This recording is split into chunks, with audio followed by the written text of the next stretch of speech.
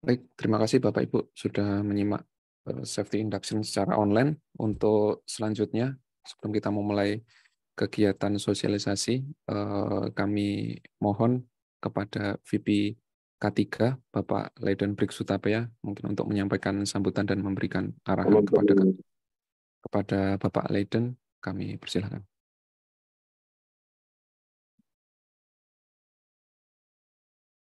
Baik, terima kasih Pak Ulil. Kayaknya Pak Ulil lupa ini. Lupa terkait safety kontak. Baik, sebelumnya saya sampaikan rekan-rekan semua, ada yang volunteer untuk menyampaikan safety kontak sebelum kita memulai meeting kita pagi ini lah. Ada volunteer dari rekan-rekan semua yang bisa menyampaikan safety kontak ya 1-2 menit saja terkait safety sehari-hari saja. Ada yang volunteer, Bapak Ibu semua? Kan di pesan Pak Sony keselamatan. Oh, silakan Pak Sony. Dari saya mohon izin Pak. Siap. Baik, Silakan, terima Pak Sony. kasih banyak. Mohon izin Bapak Ibu sekalian menyampaikan safety kontak dari UID Banten. Mohon izin Pak. Di kami di UID Banten di sebelahnya itu kan ada gudang X Cengkareng ya. Sekarang memang sedang dibangun gedung UP3 Cikokol. Jadi pekerjaan revitalisasi. Nah, memang di sana setiap hari ada pekerjaan konstruksi sipil gitu. Satu waktu saya mengawasi pekerjaan, di sana kurang lebih ada 6-7 orang pelaksana, Pak. Dari 6-7 orang pelaksana itu semuanya rata-rata APD yang melekat pada badan atau APD melekat di personil itu lengkap, Pak. Jadi 6 orang itu lengkap, hanya 1 orang saja yang tidak lengkap. Gitu. Hanya 1 orang yang tidak lengkap, dia tidak memakai helm, dia tidak memakai sarung tangan. Sedangkan rekan-rekan yang lainnya itu lengkap. Hal yang saya soroti di sini mungkin juga jadi pelajaran Bapak Ibu sekalian supaya kita lebih aware terhadap safety adalah kita selalu ingat bahwa keselamatan orang lain dan keselamatan kita tentunya adalah tanggung jawab kita juga. Jadi seperti tagline dari HSSC, peduli, taat, dan tanggap gitu. Jadi yang pertamanya adalah peduli. Saya menyoroti di sana rekan-rekannya, entah atas dasar apa dia tidak berani mengingatkan si rekan yang tidak patuh K3 ini gitu. Jadi dibiarkan gitu. Padahal sisanya yang 6 ini lengkap gitu, bagus pekerjaannya. APD melekat dipakai. Tapi yang 1 orang ini dia cuek saja bekerja tanpa APD gitu dan tidak diingatkan oleh rekan-rekannya. Jadi di sana saya melaksanakan brief ulang bahwa memang sebetulnya APD itu kan langkah terakhir gitu. Ketika langkah terakhir saja kita tidak gunakan, ya keparahan atas sebuah kejadian itu makin tinggi gitu potensinya. Jadi yang saya soroti ketika kita misalkan sudah taat terhadap K3, tapi kita melihat orang lain tidak taat gitu, jangan sungkan untuk menegur gitu. Lebih baik kita tidak enak pada saat menegur daripada kita tidak enak ketika kejadian, padahal tahu sebelumnya kita harus melakukan apa gitu. Jadi jangan sungkan dalam mengingatkan K3, terus terang saja gitu. Jadi memang apapun tanggapan orang lain, yang penting kita niatnya baik untuk mengingatkan terhadap keselamatan. Mungkin itu Pak Leiden, Pak Ulil, mohon izin sharing dari kami. Terima kasih banyak. Assalamualaikum warahmatullahi wabarakatuh. Waalaikumsalam warahmatullahi wabarakatuh. Terima kasih Pak Sony. Nah, sudah berbagi, sudah sharing terkait safety kontak.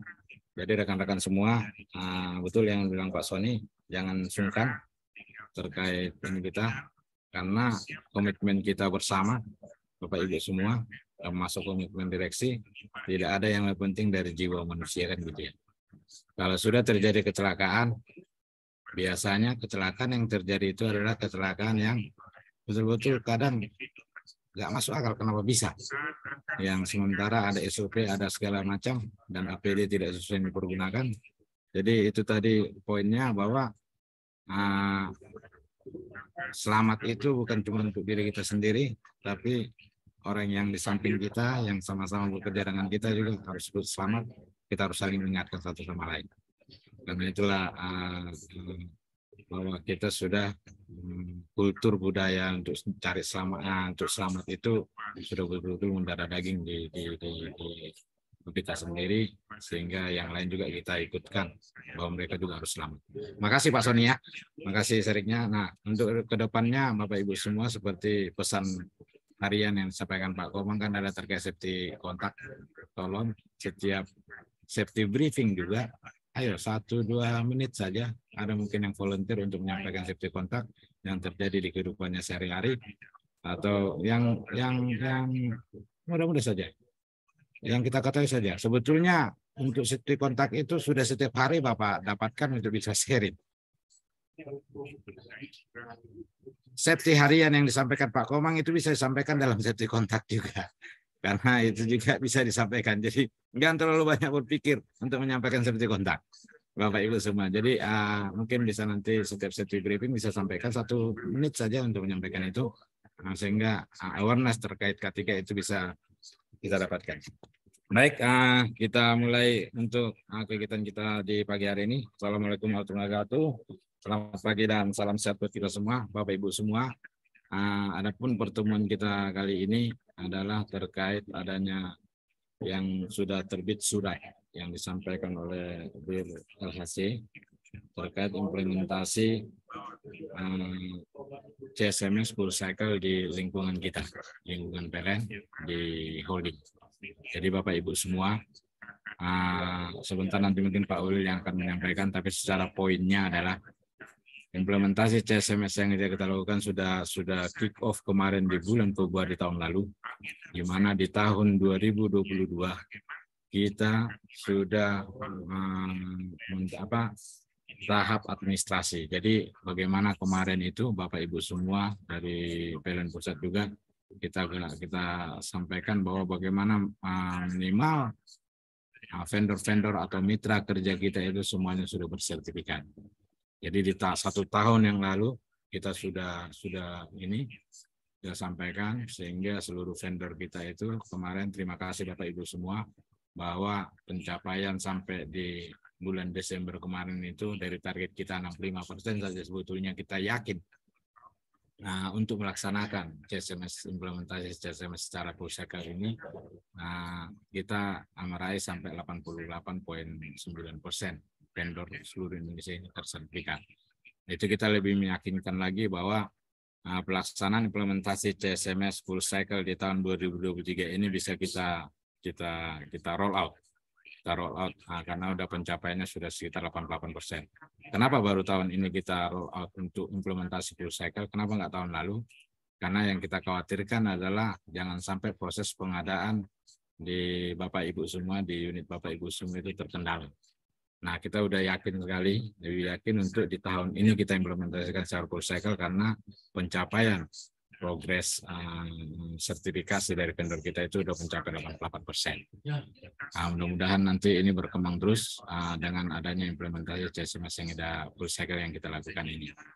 Beberapa poin yang nanti akan disampaikan Pak Ulil mungkin akan pada saat sosialisasi ini terkait surat itu, bahwa ada nanti apalagi namanya roadmap-nya lah, bahwa sampai bulan 6 nanti apapun pekerjaan yang dilakukan di unit itu harus memiliki sertifikat, vendor tersebut harus memiliki sertifikat CSMS yang dilakukan oleh aplikasi CSMS itu sendiri. Nanti akan lebih dijelaskan oleh Pak Ulil. Kenapa ini kita lakukan Bapak Ibu semua? Kenapa harus kita lakukan CSMS ini implementasi secara full cycle? Karena memang seperti yang Bapak Ibu ketahui juga bahwa kejadian kecelakaan kerja itu akan banyak yang terjadi di mitra kerja kita. Hampir sekitar 90-an% itu terjadi di mitra kerja kita. Dan harapannya dengan implementasi ini yang dimana pada saat kemarin tahun lalu kita masuk ke tahap administrasi, sampai prakualifikasi dan proses pengadaan juga mungkin sebagian besar sudah mengimplementasikan itu. Terima kasih buat teman-teman yang sudah implementasikan sampai itu, sehingga nanti dari sisi pre-job activity, working in progress sampai final evaluation itu akan kita gulirkan, kita laksanakan, sehingga nanti akan kita melihat target kita memang di tahun ini 25% vendor kita itu sudah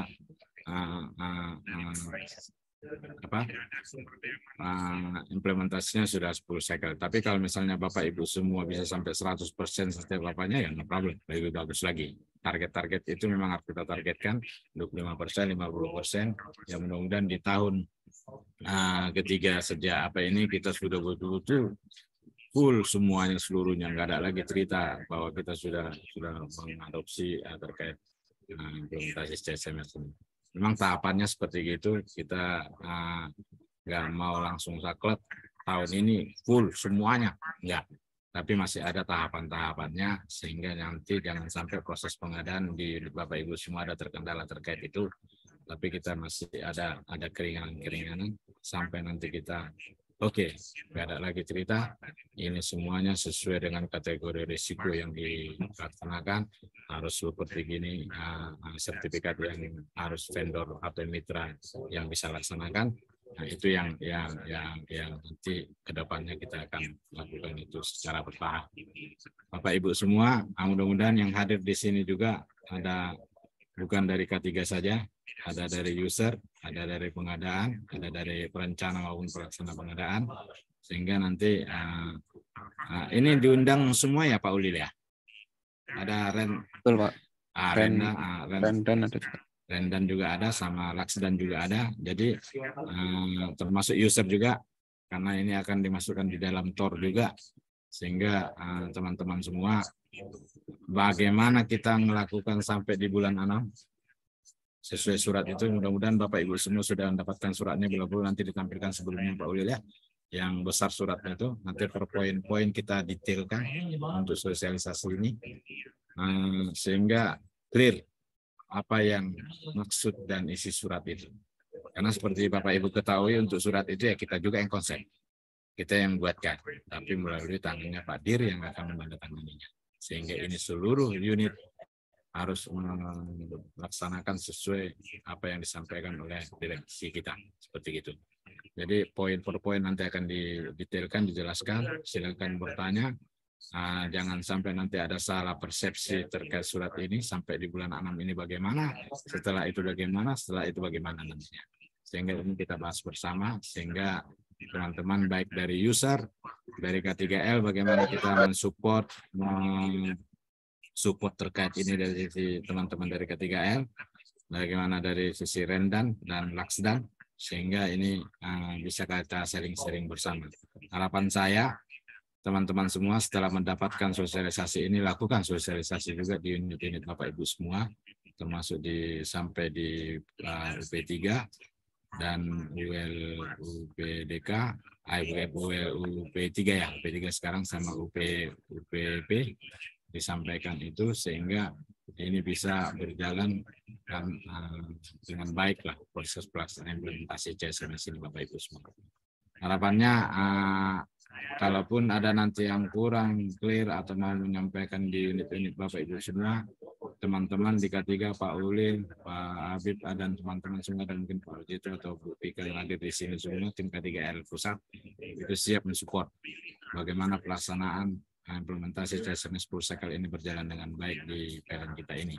Karena komitmen kita semua adalah tidak ada yang lebih penting dari jiwa manusia, itu menjadi pegangan kita, sehingga proses pelaksanaan pekerjaan di seluruh unit kita di lokasi kita masing-masing itu pengelolaan K3 itu harus betul-betul diperhatikan, bukan menjadi pekerjaan itu terhambat, tapi bukan itu banyak bahasa itu yang muncul ya Bapak Ibu semua.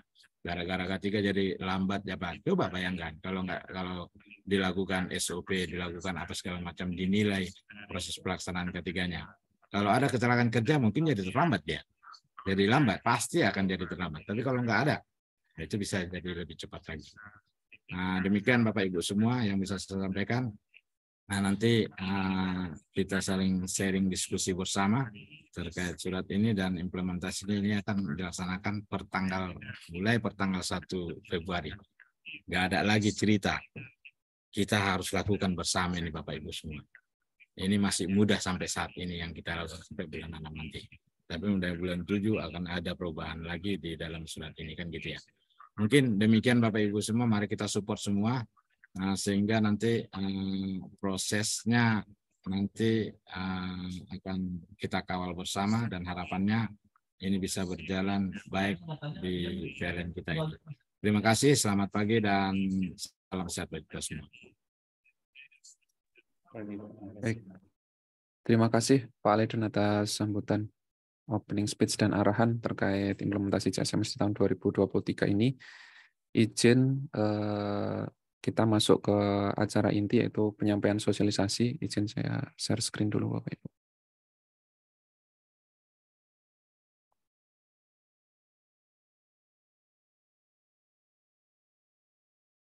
Oke, untuk slide saya sudah kelihatan ya Bapak Ibu? Sudah. Sudah, Pak. Siap. Sudah, Pak Ulil. Oke, kita mulai ya Bapak Ibu ya. Baik, terima kasih atas kesempatannya. Bismillahirrahmanirrahim. Jadi pada mungkin kurang lebih ya sampai jam 10 ya, jam 10 lebih dikit, lebih juga nggak apa-apa. Akan kami sampaikan terkait sosialisasi implementasi CSMS full cycle yang di tahun 2023 ini. Jadi sosialisasi ini menindaklanjuti surat ya atau surat keluar kepada unit Bapak Ibu semua dari Dir LHC sebagai penekanan atau pressing point lah ya, bisa dibilang penekanan terhadap kriteria-kriteria yang ada di dalam SPLN CSMS gitu. Nah, secara umum mungkin Bapak Ibu nanti gambaran secara keseluruhannya seperti ini ya. Saya sampaikan dulu untuk sesi kita hari ini. Jika ada pertanyaan, mohon ruang lingkupnya nanti kita masuk ke dalam yang prioritasnya ya, masuk ke dalam surat yang ada yang diterbitkan dari Pak Dir LHC dulu gitu ya. Kalau ada pertanyaan-pertanyaan yang mungkin masih kembali back to basic atau sangat mendasar, itu nanti kita lewati dulu. Mungkin nanti kalau ada sisa waktu baru pertanyaan-pertanyaan yang mendasar mungkin bisa kita jawab gitu ya. Karena kita sudah melakukan beberapa kali ya, mungkin udah puluhan kali sosialisasi terkait CSMS ini di seluruh unit gitu. Jadi mungkin kalau tidak bisa jika ada pertanyaan-pertanyaan sifatnya mendasar mungkin bisa didiskusikan dengan teman-teman K3 di unit masing-masing. Jadi kita batasi dulu ruang lingkupnya. Yang akan kita diskusikan adalah terkait item-item yang dituangkan dalam surat dari Pak Dir LHC. Oke, baik. Jadi saya akan mulai, Bapak Ibu. Ini lebih kayak membacakan sih kali ya. Tapi sambil kita terjemahkan satu-satu gitu ya. Jadi pada tahun 2023 ini kita ada beberapa konten di sini, redaksi-redaksi yang mungkin isinya ada tanggal-tanggalnya. Nah, yang redaksi-redaksi ada tanggal-tanggalnya inilah yang menjadi start gitu ya, start point gitu ya. Jadi sebenarnya, mohon maaf ini ada siapa ya? Ada suara yang bocor. Ditambah saja co-hostnya Pak Ulil. Ada siapa gitu biar bisa nge-mute.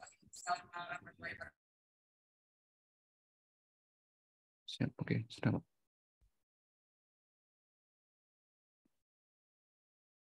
Oke, saya kembali ke slide ini ya Bapak Ibu ya. Jadi di surat yang dituangkan dari Pak Dir ini, item-item yang ada di sini sebenarnya ini adalah bentuk penekanan dari SPLN CSMS. Jadi di dalam SPLN CSMS sebenarnya sudah dituangkan gitu ya.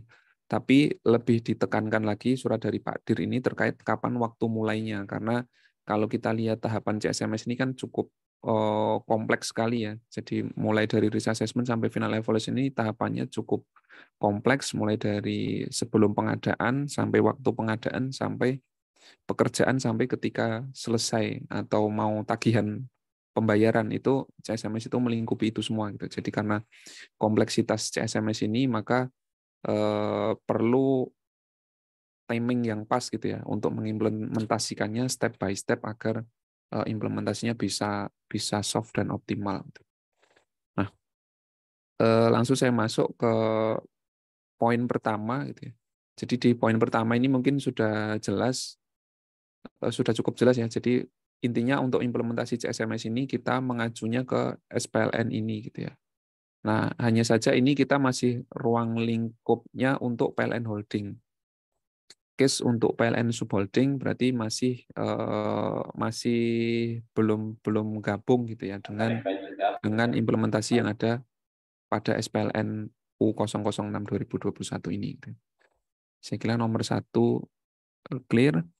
Untuk nomor 2 ini juga clear, yaitu proses implementasi CSMS Full Cycle ini dilakukan melalui web aplikasi CSMS yang bisa Bapak Ibu akses di csms.pln.go.id.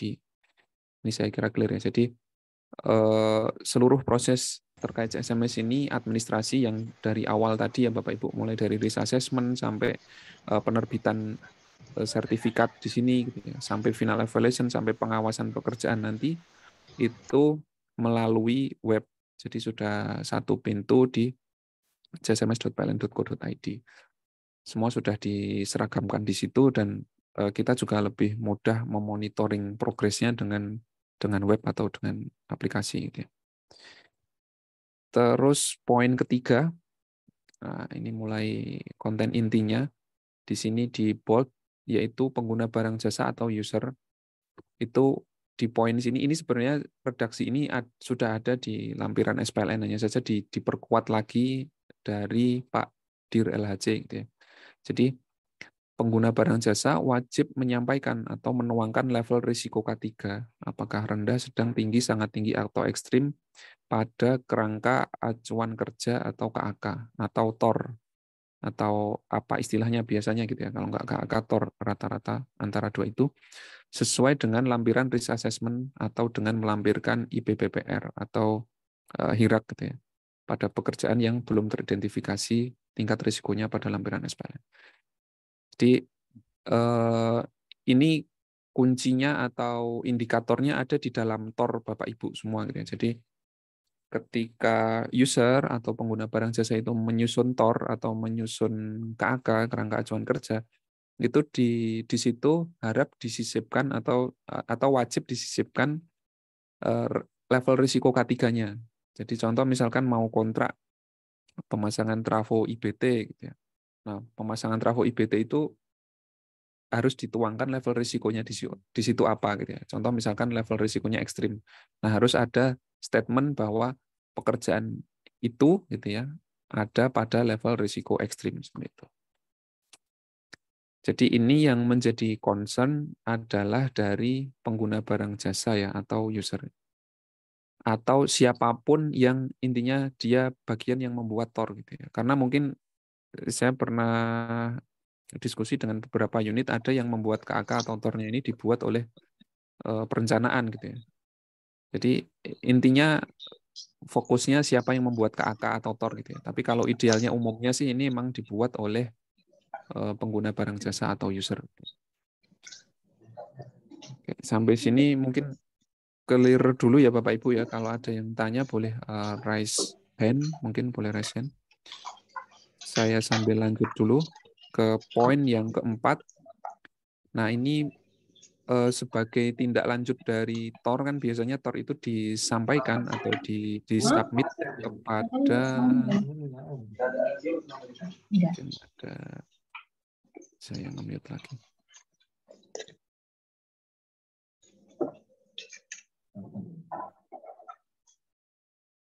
Cukup ya.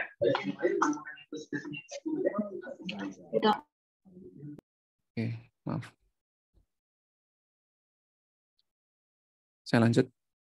Jadi di poin keempat ini pada seluruh dokumen perencana pengadaan itu wajib juga memasukkan level risiko sama seperti yang di atas. Jadi kalau pada poin 4 ini penekanannya adalah ada pada dokumen RKS atau rencana kerja syarat-syarat.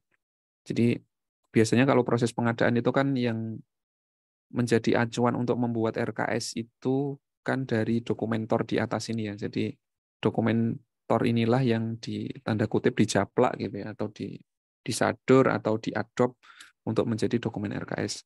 Termasuk level risikonya gitu ya. Termasuk level risikonya. Jadi level risiko yang sudah dituangkan di nomor 3 ini dituangkan juga ke yang nomor 4 ini di dalam RKS. Nah, sedangkan di nomor 4 ini adalah concern dari teman-teman ini ya, perencana pengadaan gitu ya, atau mungkin bagian perencanaan. Intinya bagian yang membuat dokumen RKS gitu ya. Saya lanjutkan, ini ada. Ini maaf teman K3 siapa ya?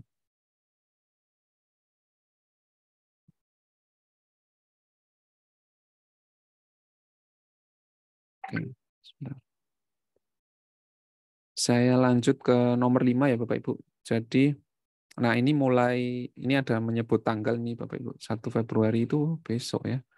Jadi, mulai tanggal 1 Februari sampai dengan 30 Juni 2023, intinya tahun ini ya, 1 Februari sampai 30 Juni tahun ini, seluruh proses pengadaan wajib mensyaratkan kontraktor memiliki sertifikat CSMS yang dikeluarkan oleh PLN yang dapat mengakomodir semua level risiko pekerjaan. Jadi bahasa bahasa sopannya seperti ini ya Bapak Ibu ya. Bahasa sopannya, tapi bahasa belak-belakannya intinya semua level risiko yang ada mulai dari tanggal 1 Februari sampai 30 Juni ini, sertifikat apapun itu dipersyaratkan gitu ya, tapi mengabaikan level risikonya.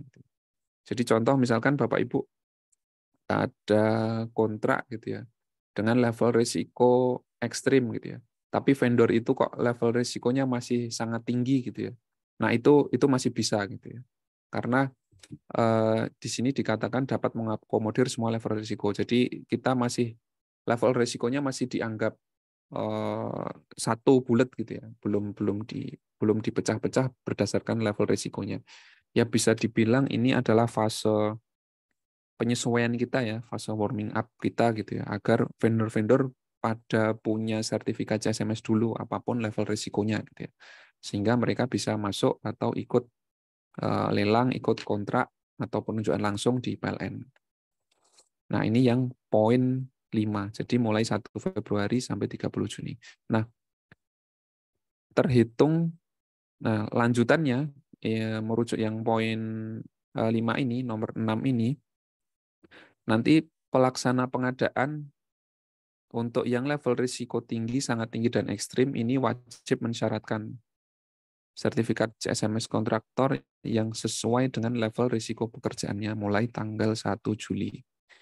Jadi kalau nanti mulai pengadaannya itu di 1 Juli, kalau mulainya di 1 Juli berarti misalkan dia kontraknya pekerjaan level risiko ekstrim, maka sertifikatnya juga harus sudah sesuai dengan tingkat atau level risikonya seperti itu gitu ya. Nah, ini yang di poin nomor 6 gitu ya.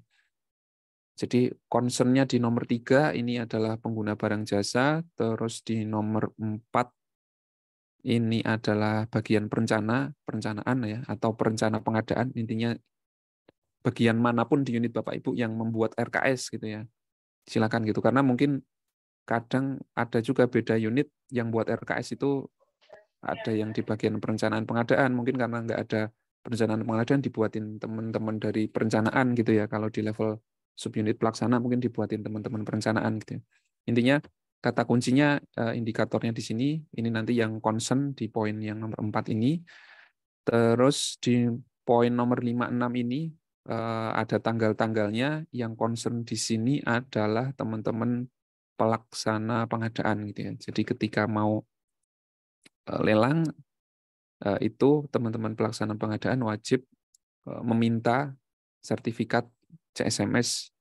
Kalau di 1 sampai 30 Juni ini bisa mengabaikan level risikonya gitu ya. Kalau sudah mulai 1 Juli itu sudah harus wajib sesuai dengan level risiko yang ada di pekerjaan yang akan dikontrakkan gitu ya. Nah, selanjutnya untuk teman-teman pengadaan gitu ya, nanti ketika mau ngecek sertifikat CSMS itu bisa dengan HP masing-masing Bapak Ibu. Jadi dengan arahkan nanti sertifikatnya kan tampilannya seperti ini ya Bapak Ibu. Di sini ada QR code-nya di sini.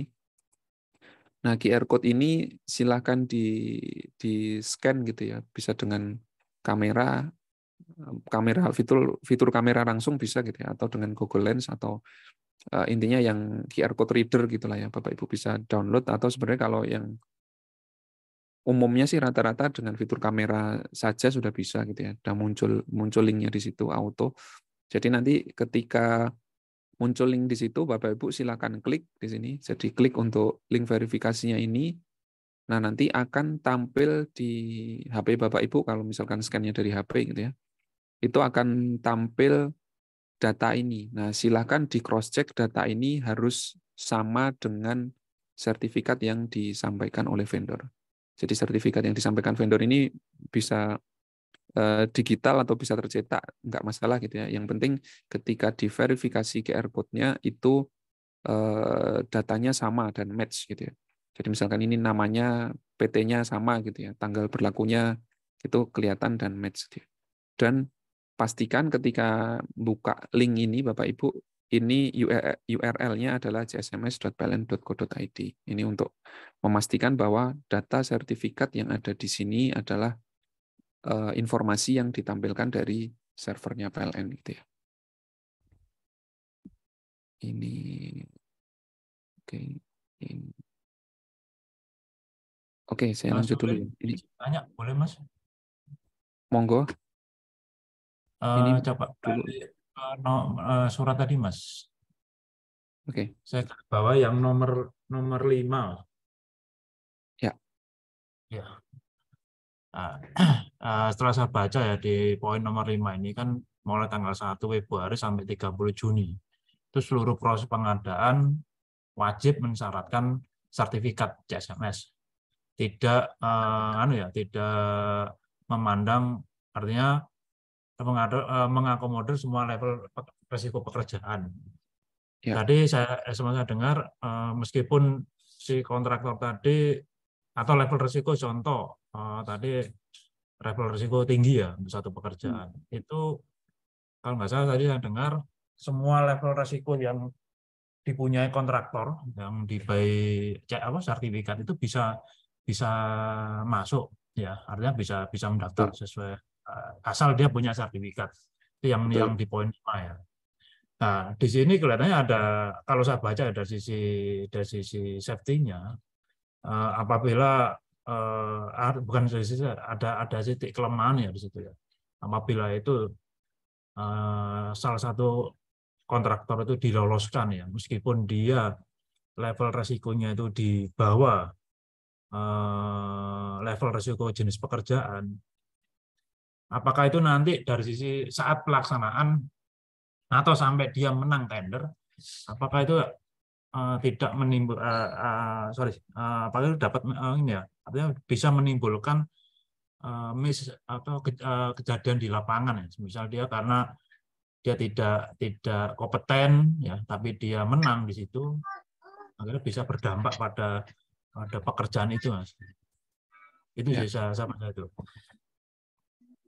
Apa nggak mending langsung di state ya sesuai dengan level risiko ya, karena saat ini kan sudah 75% lebih ya, terutama yang DPT itu kan sudah mempunyai sertifikat.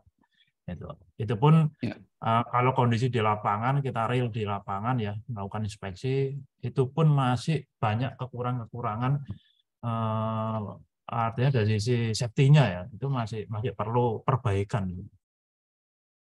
Gitu sih maksud. Siap. Ya, itu saran lah. Kalau ini kita kendori kan sama dengan di nomor 5 ini kita sudah speed kenceng, tapi di nomor 5 agak kendor sedikit gitu loh. Meskipun di nomor 6 kalau nggak salah di nomor 6 per Juli kita kenceng lagi gitu. Ya, gimana Mas Uli? Oke. Jadi ya terima kasih Pak Erwan. Jadi sebenarnya kriteria ini muncul, ini tuh seandainya hilang juga nggak apa-apa, nomor 5 ini hilang gitu ya. Seandainya hilang pun ini juga pekerjaan tetap akan jalan gitu kan.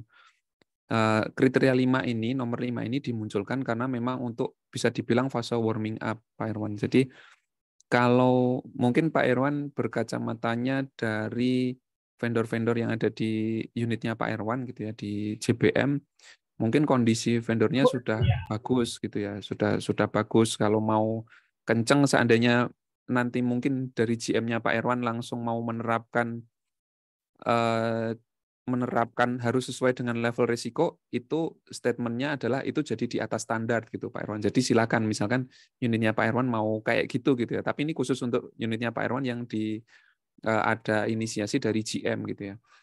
Nah, sedangkan ini muncul itu fase-fase warming up di 1 Februari sampai 30 Juni ini untuk unit-unit yang memang secara vendor belum banyak gitu Pak Erwan. Jadi masih ada Pak Erwan unit beberapa gitu ya, beberapa unit yang belum banyak prakualifikasinya, walaupun secara nasional itu kita udah di atas 80% gitu ya, tapi ada beberapa yang memang sebarannya tidak merata gitu ya. Jadi ada beberapa unit yang bisa dibilang belum siap lah. Nah, itulah yang mau jadi apa istilahnya, jadi segmen marketnya lah ya, yang bisa dapat nomor 5 ini gitu adalah unit-unit yang memang secara implementasi CSMS belum terlalu siap. Jadi ini untuk mengakomodir yang unit-unit yang belum terlalu siap seperti itu Pak Erwan.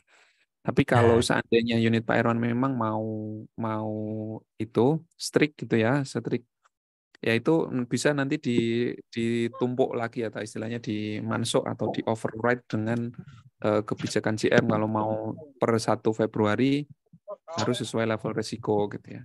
Itu saya kira itu bahasanya jadi di atas standar gitu Pak. Jadi ini minimum, bisa dibilang ini adalah minimum requirement yang ada. Kalau perkara semua memungkinkan terjadi kecelakaan yang sudah sertifikat high risk pun ekstrim sekalipun juga peluang terjadinya kecelakaan kalau itu nggak memandang proses administrasi lagi gitu ya. Tapi setidaknya ini untuk warming up gitu, untuk pemanasan gitu ya, untuk penyesuaian gitu ya, Pak Erwan. Semangatnya gitu Pak Erwan. Mudah-mudahan bisa ditangkap ya. Dan ini juga udah ditandatangani Pak Dir LHC kan, jadi kita. Ya artinya gini Mas Ulil. Ini kan ibaratnya surat dari Pak Dir ya, artinya seolah-olah ini sudah menjadi ketentuan. Nah, kalau itu belum jadi kewajiban, artinya setengah wajib setengah sunnah ya. Artinya bagi unit yang sudah settle, oke, itu bisa diterapkan langsung. Tapi bagi unit yang belum settle, itu bisa diterapkan. Nah ini nanti ya, artinya semisal di unit kami, oh ini ada surat seperti ini kok, tulisannya ini, tapi di situ tidak menyebut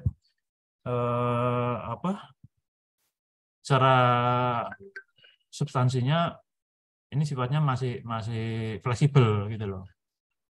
Nah ini akan menjadi bias gitu. Nah kalau memang seolah-olah kan itu ini lebih ini itu sih Mas, itu pemahaman saya sih. Nah, tapi kalau memang dari pusat sudah memberikan kelonggaran itu bisa wajib, bisa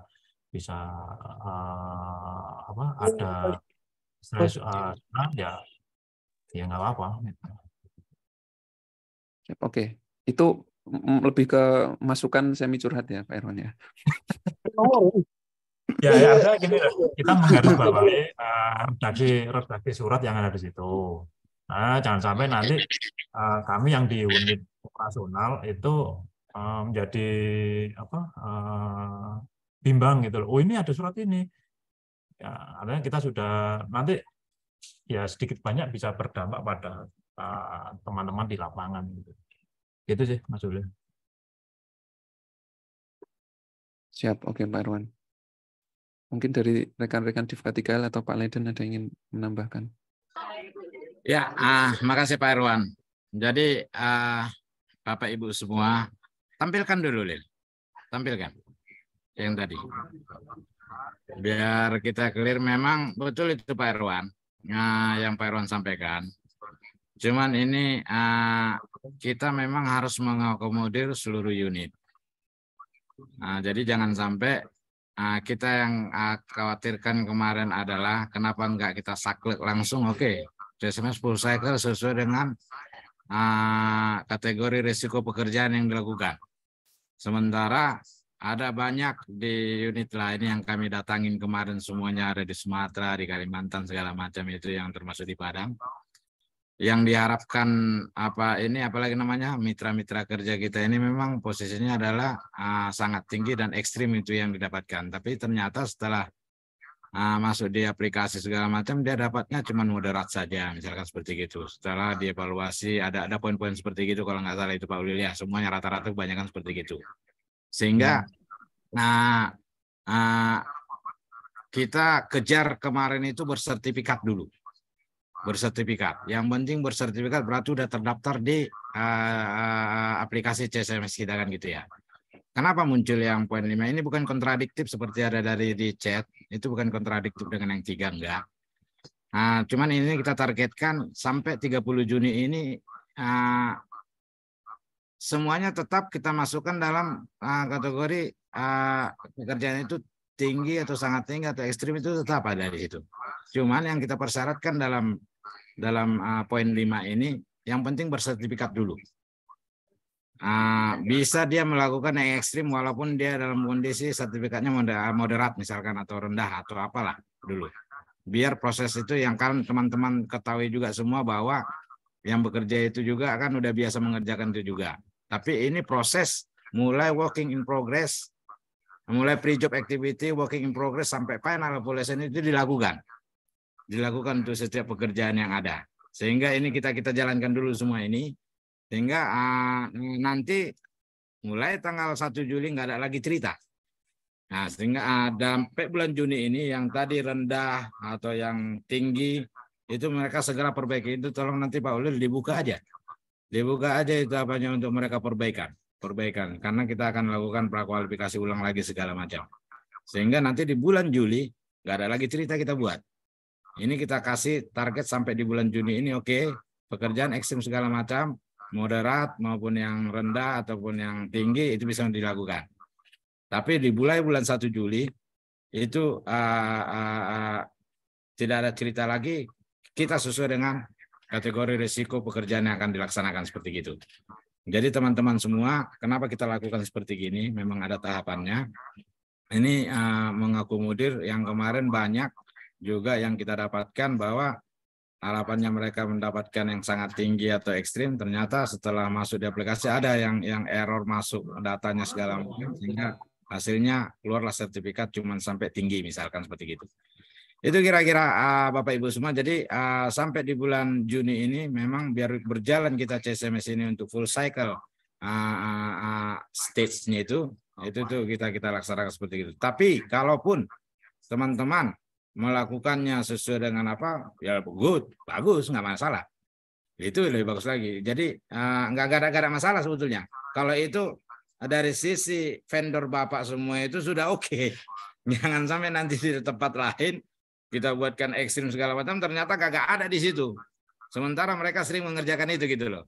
Nah, kita harapkan itulah kita saling mengingatkan satu sama lain terhadap vendor, segera lakukan ini karena di bulan 7 ini nanti nggak ada cerita seperti itu gitu loh Pak.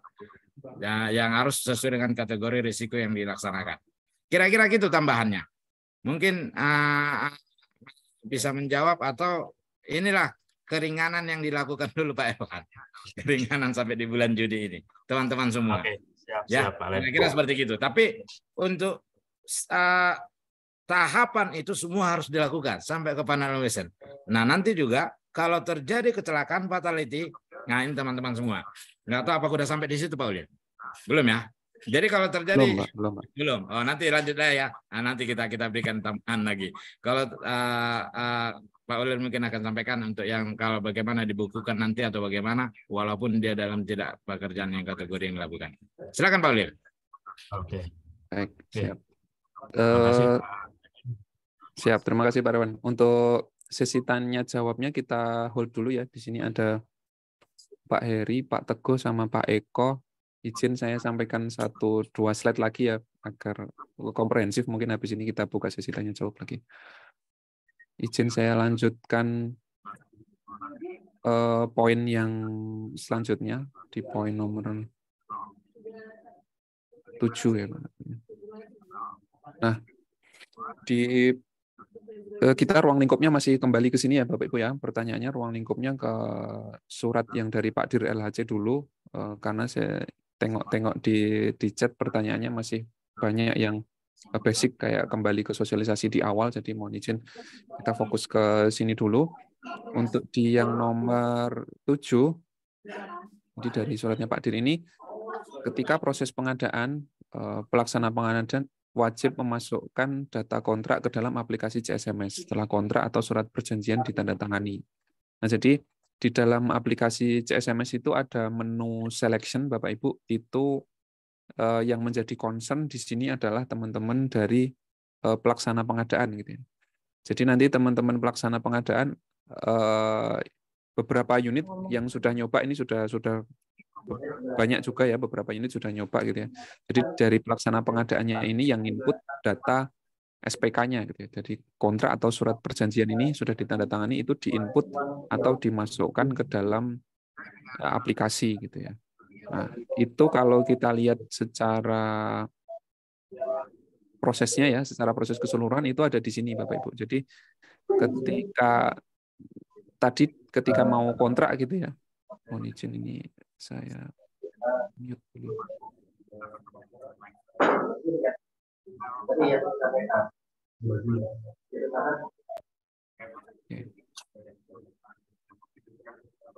Jadi ketika proses kontrak atau teman-teman pengadaan itu kan concernnya ada di fase selection ini. Jadi ketika dia mau lelang atau mau kontrak itu mewajibkan sertifikat ini ya, sesuai ketentuan yang tadi sudah kita sampaikan.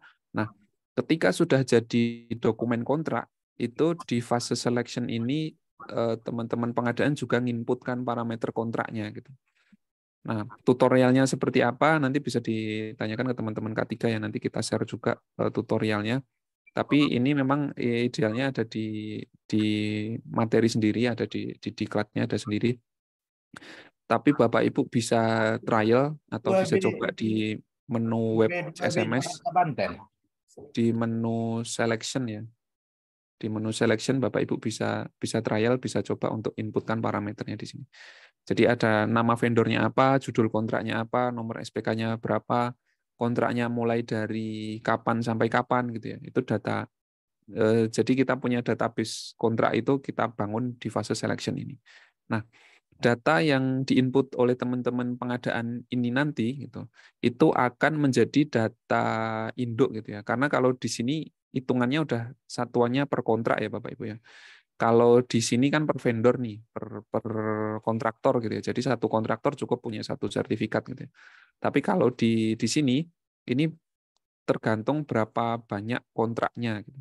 Jadi misalkan satu vendor punya 10 kontrak ya berarti dia akan diinputkan 10-10-10-nya SPK-nya gitu ya. Dan siklus ini akan dilalui sebanyak SPK itu ada gitu. Jadi kalau ada 10 SPK ya siklus ini akan dilalui 10 kali. Intinya sebanyak berapa banyak kontraknya gitu ya. Kan sama kayak pembayaran gitu ya. Ada 10 SPK kan ada paling tidak ada 10 pembayaran gitu ya, kecuali yang di split payment mungkin. Yang jelas malah bisa lebih gitu kan. Tapi intinya minimalnya seperti itu. Nah, data yang diinput dari teman-teman pelaksana pengadaan itu nanti akan menjadi data induk untuk proses pre-job activity, working progress, termasuk sampai final evaluation. Jadi kalau di sini nomor 7, item penekanannya ada di pelaksana pengadaan ya Bapak Ibu ya. Jadi concern-nya dari teman-teman pelaksana pengadaan di nomor 7 ini. Terus untuk nomor 8, ini adalah kriteria-kriteria terkait kalau terjadi kecelakaan. Nah ini sebenarnya kriteria punishment atau tanda kutip ya, punishment-nya tanda kutip enggak semenyeramkan blacklist seperti yang Bapak Ibu pahami, terutama blacklist yang ada di pengadaan gitu ya. Nah, kalau CSMS ini tadi mengeluarkannya sertifikat, maka yang dibekukan adalah sertifikat CSMS itu juga gitu ya. Karena CSMS yang mengeluarkan, CSMS juga yang berhak membekukan sertifikat itu. Nah, di nomor 8 ini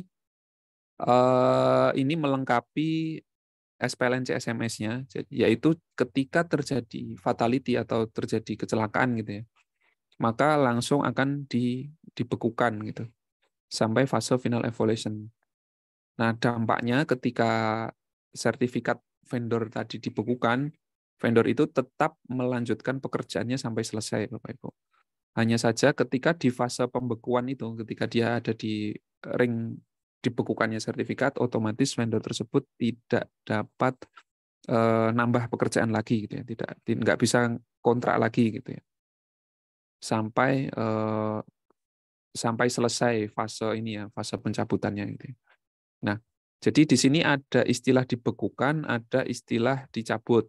Nah, kalau pencabutan ini udah ada di dalam SPLN ya Bapak Ibu ya. Kalau fatality itu dicabutnya 1 tahun. Kalau luka berat itu dicabutnya selama 6 bulan. Nah, kalau dibekukan ini fasenya fleksibel. Jadi waktunya adalah ketika terjadi kecelakaan sampai final evaluation. Contoh studi case-nya seperti ini. Misalkan ada satu vendor kontrak gitu ya. Kontraknya selama 1 tahun. Misalkan mulai dari Januari sampai Desember gitu ya. Ring kontraknya 1 tahun, 12 bulan. Nah, vendor tersebut ada kecelakaan di bulan Juni misalkan, di bulan ke-6 Juni. Maka fase pembekuan itu adalah ketika terjadi kecelakaan itu, misalkan di bulan Juni itu sampai Desember. Jadi fase pembekuannya adalah 6 bulan gitu ya, dari Juni sampai kontraknya selesai. Kalau misalkan case-nya kecelakaannya terjadi di bulan Agustus, berarti pembekuan itu dimulai ya ketika sesudah kecelakaan itu gitu ya, di Agustus sampai Desember. Gitu. Jadi bahasa sertifikat dibekukan ini lebih fleksibel. Sedangkan kalau pencabutan ini dilakukannya ketika sudah final evaluation. Nah, ketika final evaluation itu nanti baru akan di input gitu ya. Jadi masa apa ya istilahnya? Masa vendor itu di freeze nggak bisa nambah pekerjaan di PLN adalah lamanya adalah dari berapa lama pembekuan tambah masa pencabutan gitu ya. Jadi misalkan fatality case tadi kecelakaan di Juni gitu ya, di Juni 2000 ya misalkan Juni ini gitu ya sampai Desember berarti dia 6 bulan tambah pencabutan 1 tahun berarti 1,5 tahun gitu ya, atau 12 bulan tambah 6 bulan pembekuan. Nah, ini terkait pembekuan yang dikhususkan ya untuk vendor-vendor yang jika terjadi kecelakaan atau fatality. Nah, ini mungkin juga salah jadi tool kontrol kita juga ya, mungkin yang tadi dikhawatirkan Pak Irwan, kalau terjadi apa-apa, apapun tadi level risikonya juga pasti akan kena di sini gitu. Jadi walaupun ketika nanti sudah berjalan gitu ya Bapak Ibu ya, mulai 1 Februari ini ketika sudah ada vendor yang kecelakaan itu sudah bisa mulai diterapkan di sini pembekuan sama pencabutan gitu ya ketika di final evaluation. Saya lanjutkan dulu lagi, pertanyaannya banyak.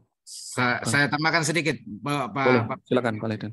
Jadi maksudnya gini Bapak Ibu semua yang dibekukan apa segala macam ini. Jadi gini, udah jelas mungkin yang tadi dijelaskan Pak Ulil. Jadi contohnya kontrak itu sekarang mulai Februari sampai Juni lah kontrak dia dilaksanakan.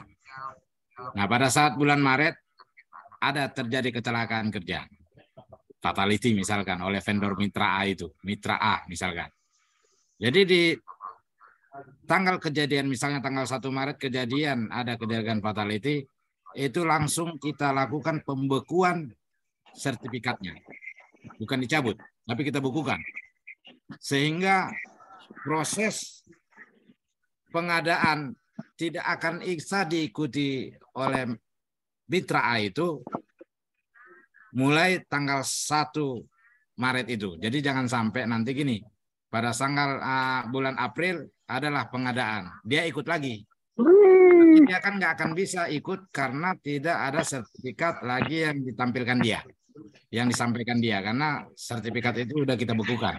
Sehingga dia nggak akan ngikut, nggak akan bisa ikut untuk proses pengadaan selanjutnya. Tapi kita akan cabut itu setelah pekerjaannya semuanya diselesaikan dia. Itu tidak menghalangi pekerjaan itu dilanjutkan terus sampai selesai pekerjaan yang dilakukan sesuai dengan kontrak, sesuai dengan waktu kontrak. Misalnya selesainya bulan 6, selesai bulan 6 baru istilahnya pembekuan ini sebetulnya dicabut ini sebetulnya.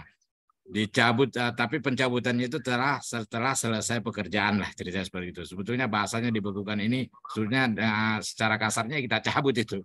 sertifikatnya, sehingga dia tidak akan bisa ikut proses pengadaan selanjutnya sejak kejadian dari kecelakaan kerja yang terjadi. Mungkin itu tambahan dari saya. Makasih Pak Ulil. Lanjut. Baik, terima kasih Pak Leiden. Informasi tambahannya memperkuat itu ya. Insya Allah udah clear ya, nomor 8 ya Bapak Ibu. Kita lanjutkan. Ini pertanyaan ada banyak sekali, partisipan juga udah poll ya. Di pertanyaan habis ini ya Bapak Ibu, saya selesaikan dulu nih, tinggal 9-10. Untuk kriteria 9 ini adalah kriteria yang belum terakomodir, ini melengkapi dari SPLN CSMS-nya. Jadi pengecualian CSMS ini diperuntukkan bagi instansi atau dinas pemerintah, kepolisian, TNI, perguruan tinggi, kesehatan atau rumah sakit, LSM, dan orang perorangan. Jadi untuk lembaga-lembaga ini gitu ya, ini tidak perlu CSMS, artinya mungkin tidak perlu ini ya, tidak perlu ada proses verifikasi dokumen, verifikasi lapangan. Dan memang cenderungnya mungkin ini kebanyakan di level risiko rendah gitu ya. Terus nomor 10, nah ini sih sudah jelas ya. Ini memperkuat saja bahwa saat ini di maturity level juga penilaian CSMS ini sudah dinilai gitu ya. Nah, nanti seperti apa target di dalam maturity levelnya mungkin nanti akan kita sosialisasikan lebih lanjut gitu ya, akan kita matangkan lebih lanjut bagaimana terkait target kinerja maturity level khususnya yang untuk CSMS ini gitu ya, nanti akan kita sosialisasikan lebih lanjut gitu. Mungkin saya open, saya mau jawab yang mana dulu nih, yang resen dulu kali ya. Dari Pak Heri, yang resen paling atas nih, boleh Pak Heri. Siap, Mas Ulil. Ini nggak puas di telepon ya di sini ya. Mas, mau nanya. Ini Mas Heri, saya mau ngasih tahu dulu kalau Mas Heri ini yang ikut nyusun SPLN. Nah ya iya, makanya akhirnya. Oke, silakan Mas Heri. Yang bocor. Pak. Siap, Mas Ulil. Tadi kan dijelaskan di atas suratnya di RLHC ya, bahwa user itu kan harus mencantumkan di TOR atau KAK. Saran Mas, biar nanti teman-teman dari sisi perencanaan maupun user itu nggak kelewatan ya di masalah ini, dan nanti nggak jadi debatable di sisi implementasinya. Sebaiknya dimasukkan ke BPM-nya teman-teman perencanaan atau BPM-nya teman-teman perencanaan pengadaan, bisnis proses modelnya. Di BPM-nya, nah di tengah-tengah dikasih ini, mereka harus mencantumkan level risiko di TOR-nya. Kalau nggak ada di situ nanti bablas, nanti takutnya bablas, ada yang mencantumkan, ada yang tidak, karena tidak ada secara flowchart mereka di BPM-nya untuk melakukan itu. Mungkin itu masukannya Mas Ulil, nanti bisa lewat divisi terkait. Misalnya kalau kami ya di luar divisi distribusi itu ikut ngawal, makanya ketika perencanaan pekerjaan, bahkan nanti kalau di sisi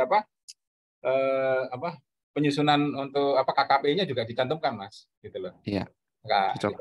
Oke, makasih Mas Ulil. Siap. Terima kasih Mas Heri masukannya. Nanti di note dan kita akan follow up dengan divisi terkaitnya. Ini selanjutnya Pak Teguh, apakah masih monitor Pak Teguh? Iya. Dari izin Pak Ulil, saya Teguh dari Divisi Umum di Perencanaan Pengadaan. Izin bertanya Pak Ulil. Kaitannya dengan nomor 5. Nomor 5 berarti kan kita mulai 1 Februari 2023 itu ketika kami menerima permohonan pengadaan di dalam TOR sudah harus mencantumkan level resiko dari pekerjaan tersebut. Itu untuk selanjutnya bisa kita mitigasi terkait dengan sertifikasi CSMS untuk vendornya. Pertanyaan saya Pak, pertama, apakah divisi-divisi sudah memahami terkait dengan IBPPR ini, identifikasi? Bagaimana cara mereka membuat identifikasi bahaya, penilaian, dan pengendalian resiko? Karena kan seperti Bapak ketahui, kalau untuk di pusat, yang membuat TOR kan dari divisi-divisi. Nah, divisi-divisi ini harus paham nih cara membuat IBPPR. Nah, yang kedua, apakah orang yang tidak punya sertifikasi pelatihan terkait dengan penilaian resiko ini, apakah boleh membuat IBPPR? Itu karena ini nanti akan menentukan level pekerjaannya itu masuk dalam kategori apa? Karena nilai itu kan akan berpengaruh terhadap akhir dari level resiko pekerjaan. Itu Pak. Itu yang keduanya. Kemudian untuk yang ketiga gitu ya. Untuk yang ketiga mungkin ada baiknya gitu. Ada baiknya dari K3L ketika akan melakukan proses permohonan pengadaan sudah mencantumkan terlebih dahulu gitu terkait dengan apa yang ada di sini, misalnya IBPPR, sehingga bisa menjadi contoh untuk divisi-divisi di kantor pusat maupun unit, bentuknya mau seperti apa sih IBPPR maupun penuangan di dalam tornya. Karena ini nanti akan berpengaruh ke kami di perencana pengadaan maupun di pelaksana pengadaan. Itu aja dulu Pak, terima kasih. Sama pengertian nomor 5 berarti per 1 Februari sudah harus ya Pak ya, biar kami tindak lanjuti ke divisi-divisi. Terima kasih Pak Ulil. Siap, terima kasih Pak Teguh. Izin mungkin dari 3 pertanyaan saya jamak dengan 1 paragraf cerita gitu ya, atau paragraf jawaban gitu ya. Jadi untuk di kantor pusat kita memang akan bentuk ulang lagi tim prakualifikasinya Pak Teguh. Jadi tim prakualifikasi itu nanti karena reorganisasi kemarin ya, jadi banyak unit yang berubah, jadi kemarin strukturnya juga udah berubah, itu nanti akan kita buatkan lagi tim prakualifikasinya ulang gitu ya. Terus seperti yang kita diskusikan sebelumnya Pak Teguh waktu ke Divmum ya, memang di kantor pusat itu akan perlu kita adakan semacam forum hirak gitu ya. Jadi kita mengidentifikasi seluruh proses pekerjaan gitu ya. Itu intinya menjadi bagian dari guide istilahnya ya. Supportnya K3 untuk teman-teman semua dalam menentukan level risiko. Nah, nyambung dengan tim prakualifikasi tadi, nanti akan kita usulkan juga Pak Teguh untuk ikut diklat CSMS ini gitu ya, agar teman-teman bisa menuangkan level risikonya yang pasnya di mana gitu ya. Jadi bagaimana basic menggunakan hiraknya, termasuk bagaimana membaca lampiran level risiko yang sudah ada di dalam SPLN gitu. Ya intinya ini fase warming up yang mungkin akan kita lakukan sambil paralel jalan ya Pak Teguh untuk implementasinya yang ada di kantor pusat gitu ya. Mudah-mudahan. Baik Pak Ulil, terima kasih. Terus menyambung pertanyaan teman-teman, apakah untuk seluruh PR pekerjaan pengecualian tadi memang sudah ada ya untuk Polri dan sebagainya. Apakah ini untuk seluruh pekerjaan gitu? Kecuali tadi yang di surat nomor berapa, nomor 8 atau 9 itu pengecualian instansi tertentu. Itu. Ya. Terima kasih. Oke, mungkin itu masih pertanyaan mendasar tapi saya jawab. Jadi untuk intinya semua Pak Teguh, jadi selain yang dikecualikan ini semua pekerjaan pasti semua vendor itu pasti diminta untuk melakukan prakualifikasi sampai mendapatkan sertifikat CSMS gitu. Jadi contoh misalkan kayak vendor-vendor yang pengadaan barang saja itu mungkin resikonya rendah gitu ya. Jadi mungkin dia akan lebih mudah untuk mendapatkan sertifikat ini. Tapi yang jelas semua vendor itu diprakualifikasi ya Bapak Ibu. Jadi kalau dia level risikonya rendah, mungkin nanti dia akan dapat level risiko rendah di sini. Jadi bahasa prakualifikasi untuk vendor mendapatkan sertifikat ini tuh bisa dibilang mutlak ya. Nggak ada istilah lulus tidak lulus, tapi semua vendor pasti akan dapat sertifikat CSMS. Hanya saja level risikonya kalau dia memang segmennya di low risk ya dia di low risk gitu ya dia seperti itu. Mungkin itu Pak Teguh, mudah-mudahan menjawab.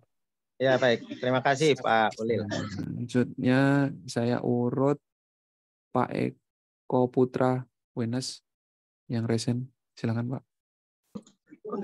Izin Pak Ulil, terima kasih kesempatannya. Saya Eko dari UP3 Manado. Pak, saya ingin bertanya, ini kita kan punya beberapa vendor yang sudah terkontrak KHS sebelum roll out ini CSMS. Terus apakah nanti kami masih bisa menerbitkan kontrak kerja atau SPBJ kepada vendor terkait apabila yang vendor terkait itu misalnya dia ke CSMS-nya belum terbit, atau dia resikonya tidak sesuai dengan yang dipersyaratkan. Karena kalau misalnya JTM kan itu minimalnya ekstrim. Bagaimana perlakuannya? Saya Pak. Terima kasih Pak. Oke, Pak Eko. Terima kasih. Karena ini jawabannya ini sebenarnya lebih ke kebijakan ya. Dan tadi pagi juga udah ada yang nanya ini. Mungkin dari Pak Leiden ada bisa menambah informasi atau menjawab Pak Leiden terkait KHS yang sudah berjalan, Pak Leiden. Apakah monitor Pak? Oh, KHS yang sudah berjalan apakah wajib kita mulai untuk yang 1 Februari ini atau nunggu KHS-nya nanti kontrak baru mulai dari awal lagi gitu Pak Leiden? Kayaknya ini lebih ke kebijakan sih Pak Leiden. Baiknya memang terima kasih Pak Eko tadi ya, Pak Eko. Jadi yang kalau bisa karena sudah ada kontrak KHS-nya kan nanti kan muncul SPBJ kan gitu ya. SPBJ terkait KHS itu mungkin disampaikan kepada mitranya untuk segera juga, ini juga yang sampai bulan Juni ini juga segera mendaftarkan di aplikasi CSMS. Namun terkait full cycle-nya mungkin kalau bisa Bapak Ibu semua yang sudah pada saat SPBJ itu kita sudah mulai melakukan proses yang pre-job activity, working in progress sampai final evaluation-nya. Tapi tidak menjadi bagian daripada sambil kita belajar untuk memulai itu. Tolong nanti kalau misalnya SPBJ dipanggil. Nah kita mulai dengan pre-job activity-nya, HSCC plan-nya bagaimana. Karena intinya sebetulnya CSMS ini bagaimana teman-teman, rekan-rekan mitra kerja kita itu mengikuti prosedur yang memang melihat bagaimana pengelolaan K3 mereka. Jadi pre-job activity itu ya kita tanyakan, ASC plan-nya tolong disiapkan sebelum kita pada saat SPPJ kita keluarkan, kita undang direkturnya untuk menyampaikan terkait pre-job activity-nya, nanti working progress-nya juga dijalankan sampai final evaluation-nya setiap SPBJ yang diterbitkan. SPBJ itu juga kan itu nanti akan dimasukkan dulu kan termasuk kontrak juga ceritanya itu kan gitu ya, SPBJ itu ya. Kita anggap jadi satu kontrak lah, kontrak lanjutan daripada kontrak HKS itu kan gitu. Kalau bisa seperti gitu Pak Eko. Oke, siap Pak Leiden. Ya, biar sambil kita ngelihat kita sudah memulai proses full cycle ini Bapak. Yang walaupun nanti disampaikan bahwa nanti proses ini akan kita mulai lebih saklek lagi di bulan Juli nanti. Seperti gitu ya Bapak Ibu semua. Mungkin itu yang bisa kita jalankan sehingga dari proses kontrak juga SPBJ itu juga masukkan di dalam aplikasi CSMS kita agar stage atau urutan dari pre-job activity working progress itu bisa kita create. Demikian mungkin tambahan dari saya. Makasih Pak. Nanti sambil belajar aja, sambil bertanya nanti sama teman-teman di Pak Ulil atau Pak Habib siapa yang nanti kita akan kawal untuk pelaksanaan pekerjaan itu. Makasih. Oke, baik, terima kasih Pak Leiden. Pak Eko izin menambahi informasi. Jadi jika data KHS ya, KHS itu kontraknya lama, katakanlah mungkin udah berjalan di tahun 2021. Ini saya menjawab secara sistem aplikasinya ya. Jadi kalau secara sistem untuk kontrak yang berjalan di 2021 itu bisa diinput gitu ya. Tahun ini bisa diinput gitu. Jadi kalau mau itu diinputkan sekalian gitu ya, itu bisa diinputkan, dan kalau case-nya SPBJ itu nanti SPBJ yang baru itu juga bisa diinput juga gitu ya. Jadi intinya itu nanti masuk di menu selection. Jadi selection pakai role akunnya pelaksana, pokoknya bagian pengadaan ya, akunnya pengadaan, role-nya diaktifkan di akun pengadaan, itu nanti bisa input di menu selection-nya, sehingga nanti fase pre-job activity-nya sampai final evaluation-nya itu bisa aktif di aplikasi CSMS gitu ya. Oke, terima kasih Pak Udi dan Pak Ulil. Sudah sangat jelas. Ya. Selanjutnya Pak Pro. Ini kita 15 menit lagi ya. Siap, Mas Ulil. Terima kasih. Assalamualaikum warahmatullahi wabarakatuh. Waalaikumsalam warahmatullahi Saya wabarakatuh. mau memastikan aja Mas Ulil terkait dengan tingkat resiko di kan di masa transisi kemarin kita masih gunakan yang nilai skor berdasarkan masa transisi. Ya. Apakah Oke. tahun ini kita akan masuk ke masa normal, kemudian bagaimana dengan sertifikat yang skornya masih didasarkan pada skor masa transisi? Itu aja Mas Ulil. Terima kasih. Assalamualaikum Oke, warahmatullahi wabarakatuh. Waalaikumsalam. Baik, terima kasih Pak Pro. Untuk skor intinya Bapak Ibu semua tidak perlu khawatir ya. Intinya ngikut aja sama yang sudah tersetting di dalam sistem. Jadi yang tersetting di dalam sistem saat ini masih fase yang transisi karena ini kita juga baru mulai kan ya, 1 Februari sertifikat ini nanti kalau dinaikin lagi pasti level risikonya banyak yang pada turun gitu. Jadi intinya kemungkinan sih di tahun ini masih intinya lihat acu aja yang ada di dalam sistem Pak Pro. Jadi untuk kalau nggak salah 75% atau 71% itu sudah dapat level risiko ekstrim ya. Jadi yang saat ini masih di level yang transisinya. Siap. Baik, terima kasih Mas Ulil. Siap Pak Pro. Selanjutnya Pak Ridho Ilham, silakan. Baik, Assalamualaikum warahmatullahi wabarakatuh. Terima kasih Mas Uli kesempatannya. Izin mau diskusi dan bertanya juga nih terkait dengan poin yang 8 tadi Mas Uli. Ya, silakan. Mungkin bisa di nomor 8 ini nomor 8.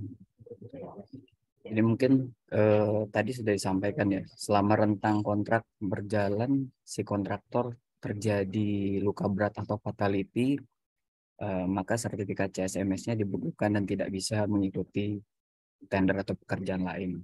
Tapi mereka masih memiliki kewajiban untuk menyelesaikan durasi kontrak. Nah, mungkin pertanyaannya seperti ini Mas Uli dari saya.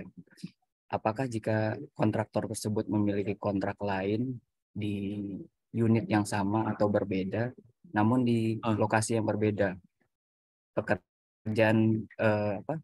pekerjaan mereka ini seperti apa perlakuannya? Apakah tetap dibekukan atau mereka diberikan kesempatan untuk menyelesaikan kontrak tersebut, walaupun misalkan lokasinya berbeda? Mungkin itu Mas Ulil mohon tanggapan dan pencerahannya. Terima kasih. Siap Pak Ridho. Oke, singkatnya seperti ini, Pak Ridho atau Mas Ridho ini. Jadi untuk batasan yang jelas biar kita mudah gitu ya. Intinya adalah di kontrak. Jadi ketika vendor itu katakanlah dia punya 10 kontrak yang sedang berjalan dan ada 1 kontrak yang dia terjadi kecelakaan, katakanlah fatality gitu ya. Maka kan yang dibukukan adalah sertifikat CSMS-nya. Jadi 10 kontrak itu mau di unit manapun itu tetap harus diselesaikan. Jadi tidak berpengaruh terhadap kontrak yang sedang berjalan, baik kontrak yang terjadi kecelakaan maupun di kontrak yang lain yang dia miliki mungkin di unit yang lain. Gitu. Itu tetap diselesaikan sampai selesai. Hanya saja yang diambil sertifikat CSMS-nya. Jadi punishment-nya adalah dia nggak bisa nambah lagi kerjaan dulu gitu ya. Dia nggak bisa ikut lelang, nggak bisa ditunjuk langsung sampai masa pembekuannya atau pencabutan sertifikat CSMS-nya ini selesai gitu. Mungkin cukup clear ya, Mas Ridho ya. Oke, makasih Mas Ulil. Saya tambahkan Pak Ulil, agak tambah. Sebetulnya rekan-rekan semua kita tidak mengatakan bahwa dia tidak bisa ikut pekerjaan lagi untuk kontrak lagi. Tapi kenapa nggak bisa? Sebetulnya bahasanya nggak bisa kontrak lagi dengan kita, ya karena dia tidak memiliki sertifikat.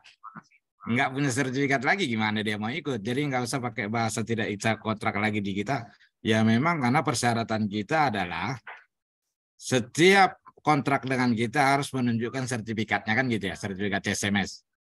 Ya pada saat kita udah bukukan, ya dia nggak tunjuk ya bukan kita menganggap bahwa dia nggak bisa.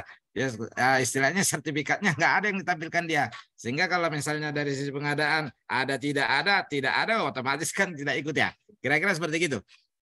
Biar bahasanya jangan sampai nanti bukan kita blacklist, bukan kita apa, bukan bahasa itu, tapi bahasanya adalah sertifikatnya yang kita cabut. Karena persyaratan kita sekarang pada proses pengadaan, perencana pengadaan maupun pelaksanaan pengadaan harus menunjukkan sertifikat CSMS yang berlaku, kan gitu ya? Kira-kira gitu ya. Makasih. Siap. Makasih Pak Leden, Mas Ulil pencerahannya. Siap. Mudah-mudahan menjawab. Ini masih ada 10 menit tapi yang resen nggak berhenti. Nanti Bapak Ibu yang tanya di chat, insya Allah ya kita coba respon. Ini sebenarnya Bapak Ibu mungkin yang tahu, yang beberapa kali dengar sosialisasi CSMS, mungkin kalau mau bantu jawab silakan ya. Jadi diskusi siapapun boleh jawab di sini gitu ya. Karena banyak pertanyaan-pertanyaan yang sifatnya sosialisasi ulang nih CSMS dari awal gitu. Terlepas dari kriteria 10 item yang dari Pak Dir ini gitu. Izin kita lanjut ke yang raise hand dulu ya. Ke Ibu Trias atau Ibu Trias ya. Dari BPP Balikpapan. Iya, terima kasih Mas Ulil. Izin bertanya, ini mungkin lebih ke teknis. Jadi kami bertanya itu setelah pasca menerima sertifikat. Jadi kalau semisal vendor-vendor itu sudah tersertifikasi, misal anggaplah dia ekstrim sertifikatnya, itu kalau semisal di lapangannya itu masih kita temui dan masih kita ada terbitkan SWA, itu bagaimana dampaknya bagi si vendornya. Itu pertanyaan pertama. Terus yang kedua, untuk verifikasinya sendiri di prakualifikasi ya. Di waktu pertanyaan itu kan ada yang memiliki SMK 3 tuh Mas. Nah, SMK 3 itu apakah pertanyaan itu tuh wajib dimiliki oleh perusahaan, terlebih yang jasa? Karena mengingat yang dulu kan pernah ada yang klausul untuk dimasukkan ke kontrak soal SMK 3 itu wajib. Jadi kalau semisal di CSMS itu apakah wajib dimiliki apa tidak, terutama yang jasa. Terus yang ketiga, ini kok beranak pertanyaannya? Tiga aja. Oke. Yang ketiga ini terkait ini sertifikat kompetensi itu kan juga ada di pertanyaan di CSMS ya. Yang harus kita kualifikasikan untuk harus dimiliki. Commute Bu Trias. Yang harus memiliki sertifikat itu siapa aja? Apakah harus sampai lapangan atau holding aja? Karena contoh di sisi vendornya ini ya maksudnya ya? Sisi vendornya. Contoh kasus ini yang sering kami temukan adalah vendor tiang gitu ya. Vendor tiang itu kan kontraknya kebetulan kan di pusat tuh.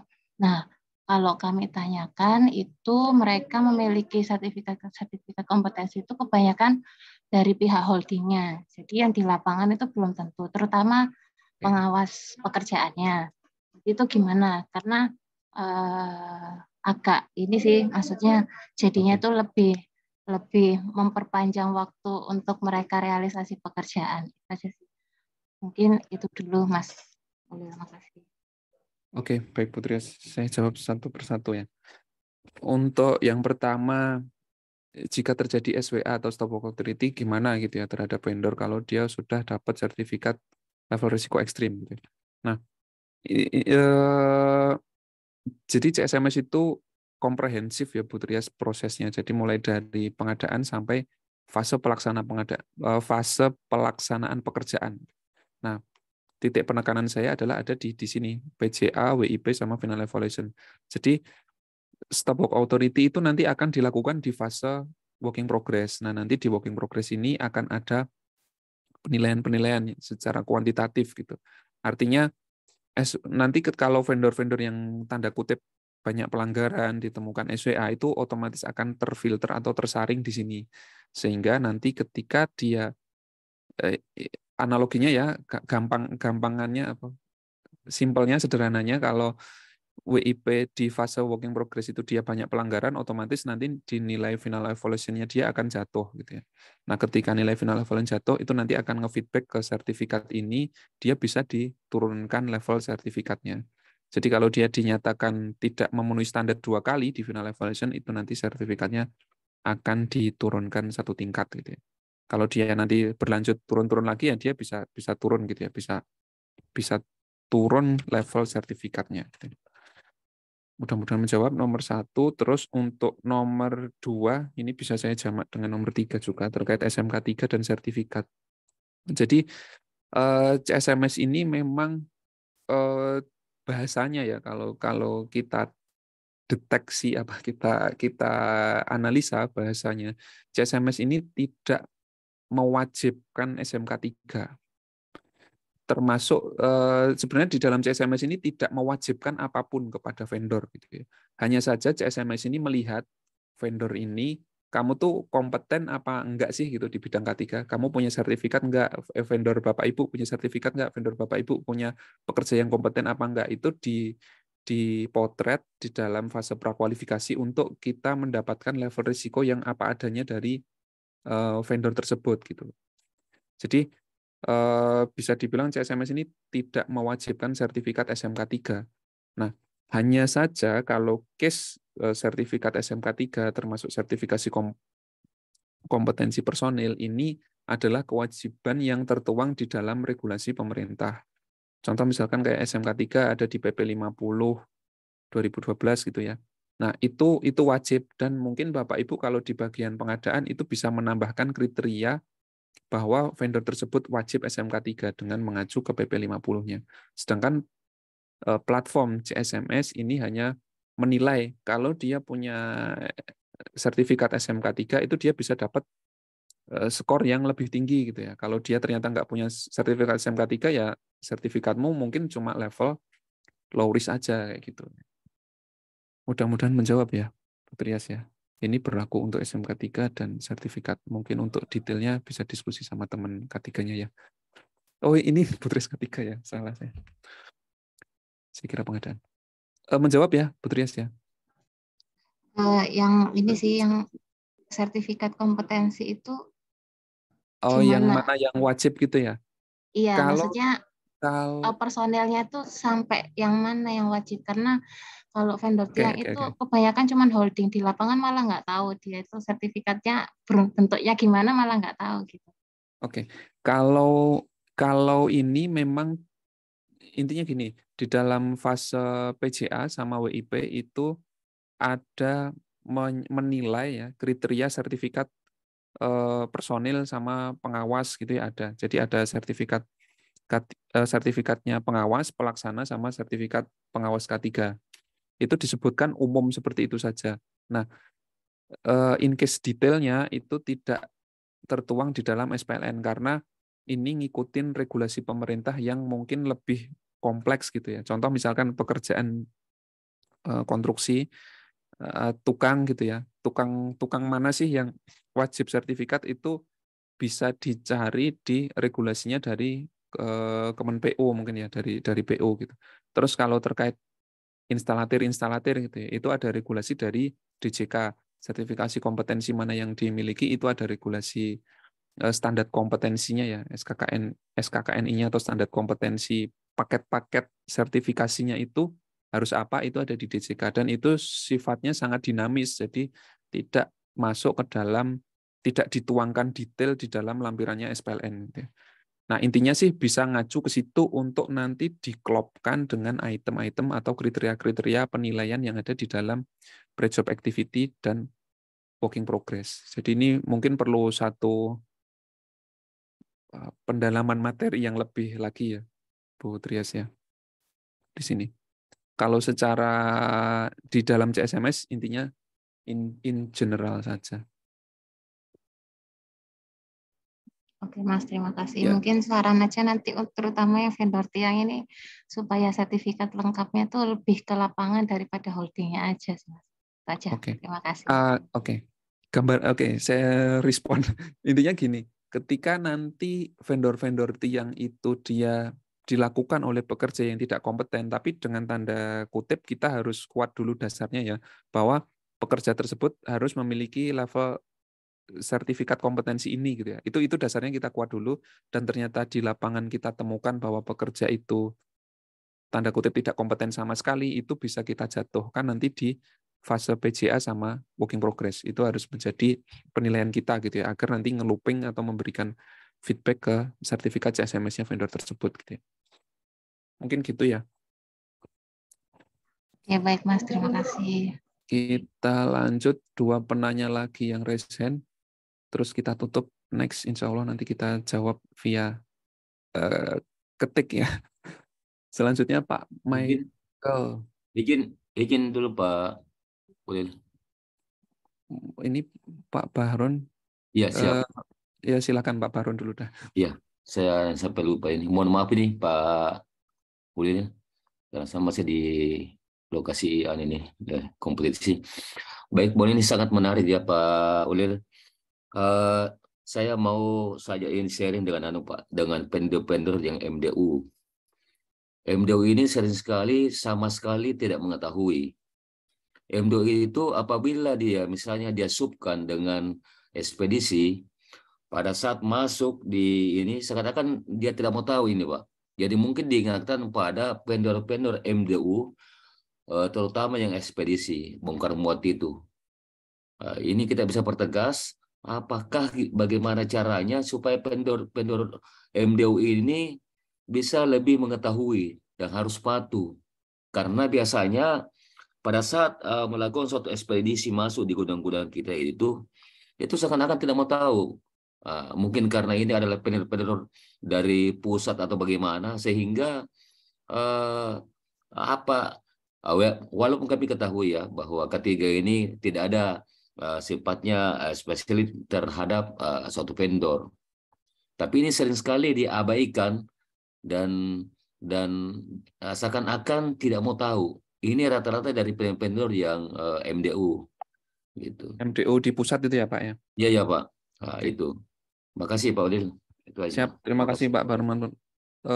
Intinya nanti yang vendor MDU di pusat ini juga kita sedang koordinasi dengan divisi-divisi terkait juga Pak.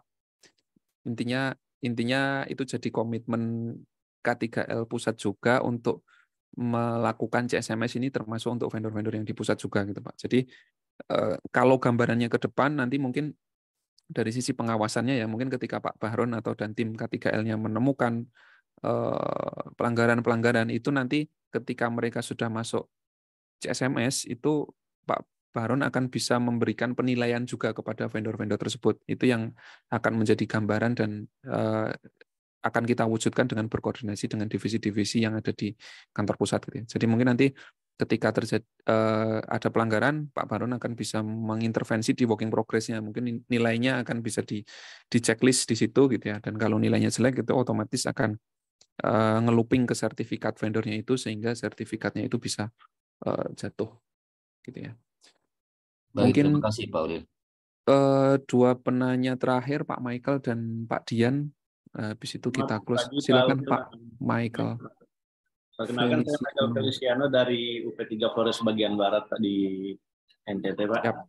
Salam kenal Pak Michael. Pak, izin bertanya Pak, terkait penerapan CSMS ini kan per 1 Februari 2023 Pak ya. Yap. Ingin saya tanyakan Pak, ini yang pertama untuk misalnya ada RKS yang terbitnya sebelum 1 Februari 2023 Pak. Kemudian pelelangan sudah sementara berjalan. Misalnya Pak, setelah 1 Februari ini sudah masuk ke ini Pak, evaluasi dokumen. Nah untuk penerapan, misalnya Pak di RKS tersebut tidak mensyaratkan nih. Nah untuk apakah RKS-nya perlu direvisi atau bagaimana Pak, biar nanti calon penyedia bisa memenuhi gitu Pak. Kemudian untuk yang kedua, untuk ini Pak, batas nilai pekerjaannya, apakah ada batas nilai tertentu misalnya untuk penerapan sertifikat CSMS ini Pak? Apakah tender aja atau pengadaan langsung juga diterapkan? Kemudian pertanyaan berikut Pak, untuk pembagian risikonya, untuk klasifikasi pembagian risikonya berdasarkan pekerjaan, mungkin bisa ini Pak dijelaskan nanti. Mungkin tadi sudah ditanyakan Pak Teguh. Kemudian Pak untuk misalnya Pak tadi kan dijelaskan untuk jika terjadi kecelakaan maka sertifikatnya dibekukan seperti itu ya Pak ya. Kemudian dia tetap harus menyelesaikan pekerjaan tersebut, namun di lelang berikut dia tidak diperbolehkan untuk ikut lagi. Seperti itu ya Pak ya. Betul. Nah, yang ingin saya tanyakan Pak, misalnya nih, dia sedang berkontrak KS 1 tahun nih Pak. Nah, misalnya dia dapat kontrak rinci, ini dalam satu kontrak rinci saja yang dia terjadi one prestasi, misalnya kecelakaan tuh Pak. Kemudian sertifikat CSMS-nya dibekukan.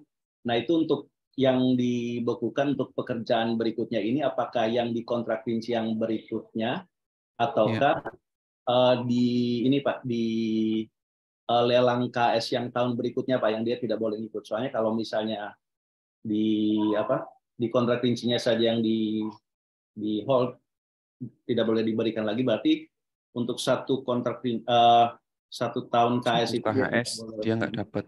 Dia nggak dapat, berarti di KS yang tahun berikut dia boleh ngikut ya Pak, atau seperti apa Pak? Mungkin dari saya itu aja Pak. Terima kasih dan selamat pagi Pak. Di sini sudah sekian Pak. Saya jawab yang terakhir dulu yang ingat. Untuk case kontrak rinci berarti itu dianggap sama seperti SPK. Jadi kontrak rinci itu kan kontrak pecahan dari kontrak besar gitu ya.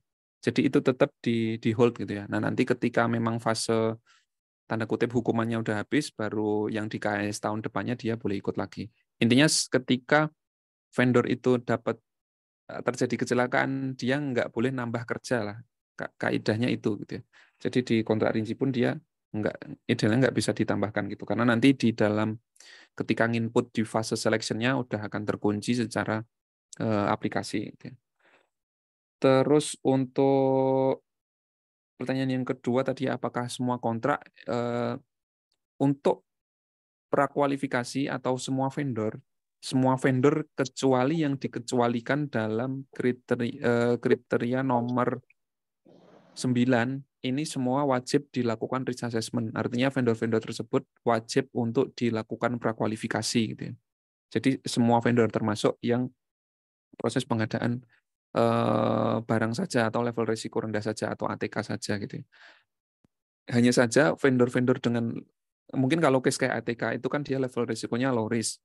Nah, nanti kalau yang vendor level risiko low risk itu dia tidak perlu ke tahap sampai PJA final evaluation. Jadi pre-job activity sampai final evaluation-nya itu tidak perlu dilakukan yang ini ya. Untuk yang low risk itu ini tidak perlu gitu ya. Jadi yang low risk itu lebih simpel gitu. Jadi dia cukup terbitkan sertifikat udah bisa ikut lelang gitu. Dia dengan level risiko rendah. Karena untuk mendapatkan sertifikat level risiko rendah ini bisa dibilang ini sangat minimum effort sekali gitu ya. Contoh misalkan katakanlah dari kriteria prakualifikasi 40 dia cuma bisa jawab 5 doang, itu udah cukup gitu ya untuk dapat sertifikat low risk gitu ya. Itu sih. Terus untuk yang kalau RKS terlanjur ini saya mau jawab ini kayaknya kebijakan sih. Mungkin Pak Leden bisa bantu Pak Leden. Jika di RKS lelang dokumennya udah terlanjur tidak memasukkan level risiko, apakah ditolerir atau bagaimana Pak Leden? Mungkin bisa menjawab Pak Leden. Ya, baik. Jadi yang terkait yang sudah berlanjut ini, yang sebelum tanggal 1 ini dilanjut aja Pak. Nggak perlu nanti dimulai per tanggal 1 Februari ini aja sesuai surat. Jadi kalau udah proses itu sudah jalan sampai malah sudah lelang lah segala macam, ya udah lanjut aja terus. Kita nggak merubah RKS-nya lagi, nggak usah. Tapi nanti selanjutnya tolong mudah-mudahan yang ikut itu juga sudah ada sertifikatnya, bagus. Tapi kalau belum bersertifikat, tolong segera disampaikan untuk mendaftarkan di CSMS Bapak. Segera langsung mendaftarkan untuk dilakukan prakualifikasi terkait itunya.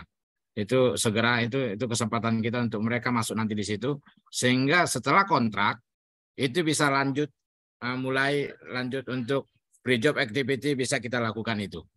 Karena sudah masuk daftar kontraknya itu di CSMS kita. Kira-kira demikian, Pak. Siapa tadi yang bertanya? Jadi lanjut aja. Nah, kita jangan usah dirubah RKS-nya lagi karena udah sudah jalan.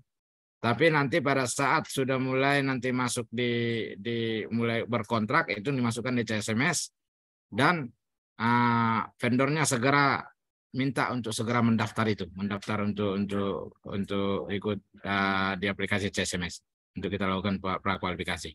Kira-kira demikian, Pak Ulil. Oke, baik. Terima kasih Pak Leden. Sepertinya sudah cukup menjawab. Selanjutnya terakhir ya, Bapak Ibu mungkin yang raise hand bisa tanya di chat nanti insya Allah kita jawab dengan kita ketik gitu ya. Pak, izin ini sebentar Pak, yang terkait perjalanan tadi Pak, yang terkait pengadaan tadi Pak, proses tadi kan ditanyakan ini Pak, yang masalah seluruh proses pengadaan itu apakah pengadaan langsung, apakah tender, mestinya kayak misalkan nanti pengadaan langsung kan ada kwitansi itu Pak, apakah kalau misalkan kita beli kwitansi itu apakah kita harus minta sertifikat CSMS juga ke vendornya gitu Pak, atau cuma untuk pengadaan yang ada dokumen RKS-nya doang Pak, seperti itu. Karena yang kayaknya tadi menjawabannya itu masih ini Pak ya, maksudnya kayak tetap ada nyebutin RKS gitu tadi jawabannya Pak. Mungkin itu Pak, sedikit tambahan Pak. Pak Leden mau jawab? Ya, sebetulnya ya ini saya pengen definisi jawab. Kontrak lah ya. Jadi Bapak Ibu semua, kalau misalnya pembelian langsung kayak di toko segala macam gitu, enggak sampai seperti gitu. Tapi kalau udah ada proses pengadaan yang disampaikan teman-teman dari sisi pengadaan langsung, tapi kan pasti akan disampaikan dalam bentuk TOR atau RKS-nya kan gitu ya. Itu prosesnya akan melalui CSMS juga. Jadi Bapak Ibu semua jangan dikirain ini. Itu kan pasti yang low risk, yang sangat yang rendah lah. Tolong kemarin itu kan kita harapkan seluruh baik vendor-vendor yang ATK segala macam segera suruh mendaftar di CSMS. Walaupun dia cuma masukkan satu saja persyaratan dari 40 soal itu tadi ya Pak Ulil ya. Satu saja udah pasti keluar sertifikat. Tidak ada ceritanya tidak ada keluar sertifikat. Semuanya keluar sertifikat, cuman kategorinya mungkin kategori low risk yang paling rendah. Nah itu udah bisa untuk proses pengadaan saja. Sehingga kalau misalnya proses kontraknya itu melalui kan sekarang kan proses pengadaan juga kan harus melalui pengadaan. Pasti melalui perencanaan pengadaan. Pasti melalui pelaksana pengadaan. Yang itu semua yang kita ikutkan. Tapi kalau beli langsung pakai kwitansi ya enggak seperti gitu. Yang proses yang dilakukan di pengadaan lah, yang masuk ke perencana pengadaan dan pelaksana pengadaan. Nah, harapan kami Bapak Ibu semua vendor-vendor kita baik yang pengadaan ATK segala macam itu tolong segera dipanggil untuk mendaftarkan di CSMS sehingga kita lakukan proses prakualifikasi. Untuk prakualifikasi untuk yang rendah itu, let's say kalau misalnya dari JM-nya aja udah keluar hari itu juga akan keluar dari sertifikatnya oleh dari EPPK 3L. Kalau misalnya itu udah diinformasikan, mungkin nggak pakai lama Pak. Kalau yang terkait itu sehingga proses kita pengadaan kita prosesnya berjalan dengan lancar terus seperti biasa kalau misalnya untuk proses pengadaan barang saja. Makasih. Baik, terima kasih Pak Leden. Assalamualaikum Pak Ulil. Mudah-mudahan menjawab ya Pak Trihata ya. Mohon izin ini saya urut sama yang raise hand dulu ya. Waalaikumsalam. Menambahkan informasi untuk Pak Trihata.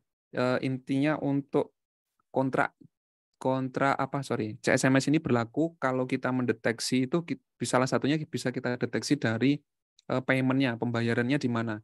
Jadi kalau payment-nya itu sekarang kan sudah ada vendor invoicing portal gitu ya, dengan invoicing portal. Jadi kalau dibayarnya via itu dengan invoicing portal berarti itu biasanya SPK. Nah, SPK disitulah wajib CSMS atau wajib ada sertifikasi CSMS ini. Tapi kalau case Bapak Ibu mungkin dapat uang petty cash terus beli gorengan gitu ya, untuk beli makanan ya Bapak Ibu nggak perlu CSMS-in tukang gorengan yang Bapak Ibu bayar dengan uang yang pakai petty cash bayar gitu ya. Mungkin itu salah satu indikatornya ya untuk melihat. Selanjutnya mohon izin saya urut dari yang raise hand dulu. Pak Mas Dian. Izin Pak Ulil. Tadi menyambung Pak Ulil dari Bangka ini Pak Ulil. Oke, silakan. Maaf Pak Ulil ya. Dari pelaksana pengadaan Bangka Pak Ulil. Tadi itu menyambung Bapak yang dari Flores tadi Pak Ulil sama kasusnya dengan kami. Saat ini lelang EPROK udah mulai jalan. Kita pakai lelang terbatas. Kebetulan kan RKS kami kan tanggal 17 Januari kemarin ya Pak Ulil ya. Jadi belum memasukkan persyaratan CSMS ini gitu. Jadi seperti yang Pak Leden sampaikan tadi, kita kan lelang terbatas ya, ada 4 vendor. Kemudian kami lihat dari teman-teman K3 ternyata masih ada 2 vendor lagi yang udah masuk dalam DPT yang belum mempunyai sertifikat itu, belum mengisi lah ya, belum mengisi CSMS-nya. Nah itu apakah tadi dari yang kami simak dari Pak Leden tadi, kita nggak perlu ngubah RKS, tetap lanjut aja pengadaan atau kita amandemen RKS dulu Pak Leden untuk Pak Ulil untuk melanjutkan itu tadi, untuk melanjutkan pengadaan tadi Pak. Mungkin itu Pak, mohon arahannya Pak. Terima kasih Pak. Kita lanjutkan aja Pak. Nah karena kalau misalnya kita sudah proses, kita lanjutkan saja. Nanti yang 2 itu segera disampaikan untuk mendaftar untuk dilakukan prakualifikasi untuk sertifikasinya. Segera itu nggak pakai lama dia. Tolong disampaikan seperti itu sehingga proses pengadaan kita nggak terlambat. Kita nggak mengharapkan dengan apa ini jangan sampai terlambat. Nah karena sudah mulai itu RKS-nya sebelumnya, itu kan Bapak udah proses juga di pelaksana pengadaan, lanjutkan saja. Nanti vendornya itu langsung segera mendaftar untuk mendapatkan sertifikat, sehingga setelah kontrak itu sudah kita mulai, kalau misalnya kategorinya nggak sampai final evaluation atau pekerjaannya membutuhkan sampai pre-job activity working progress final evaluation, itu udah bisa kita laksanakan bersama-sama. Kira-kira demikian Pak. Dilanjut saja. Nah. Siap. Makasih Pak Leden. Tapi segera disuruh langsung daftar yang 2 itu ya. Untuk mendapatkan sertifikasi ya. Kira-kira seperti itu biar jangan delay kita untuk proses pengadaan. Siap. Terima kasih Pak Leden. Ya. Siap. Oke, mudah-mudahan terjawab. Last question dari Mas Dian Hernanto. Halo. Baik, terima kasih Mas Ulil. Mohon izin Pak, Mas Dian Hernanto. Silakan Mas Dian. Ya, izin mematikan ini ya, jaringan kurang bagus Mas Ulil. Ini masih ada terkait dengan pertanyaan sebelumnya Mas Ulil terkait unit atau vendor yang sudah dibekukan pada saat proses berjalannya pekerjaan gitu ya. Nah, kalau tadi kan ceritanya si kontraktor ini ada beberapa pekerjaan yang udah running ya di beberapa lokasi. Nah, kalau pada saat pembekuan itu ternyata masih dalam proses pengadaan, tetapi sudah proses evaluasi dari tim pengadaan, oh ya bahwa si vendor A ini sudah memiliki sertifikat CSMS gitu kan, belum dibekukan. Pada saat masa proses itu, setelah proses itu sampai dengan penunjukan, ternyata ada pembekuan. Nah itu seperti apa ya perlakuannya? Apakah tetap termasuk proses tersebut sebelum dibekukan atau memang tidak bisa dijalankan? Itu yang pertama. Yang kedua, ini mungkin takutnya saya juga tidak menyimak karena tadi suara Mas Ulil sempat terputus-putus ya. Teman-teman dari vendor ini kan nanti juga sudah bisa mendownload ya sertifikat CSMS-nya, gitu kan. Dan mungkin persyaratan CSMS ini akan disampaikan ke teman-teman pengadaan kita, gitu ya. Nah ternyata kalau pada masa di sistem ini ternyata sudah dibekukan, tetapi dari vendor itu melampirkan sertifikat CSMS-nya yang belum dibekukan, itu seperti apa? Ataukah memang di database nanti selection ini ada fitur itu atau seperti apa nih, saya kurang paham juga. Nanti mungkin mekanisme koordinasi antara pengawas pekerjaan dengan tim pengadaan itu seperti apa? Mungkin itu Mas Ulil. Terima kasih.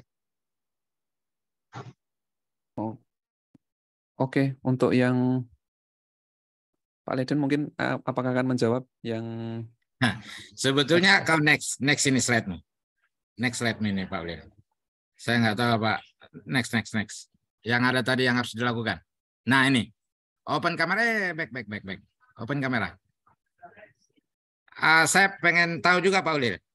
Kalau di open kamera aplikasi Google itu akan ketahuan itu sertifikat yang ditampilkan itu dibekukan atau enggak kan Pak Ulil kan?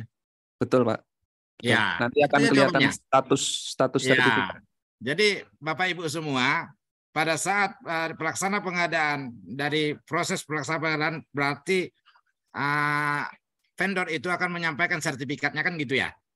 Nah, pada saat menyampaikan sertifikatnya, kita memastikan keasliannya dengan open camera, kita akan lihat itu tampilannya mungkin sertifikat ini nih.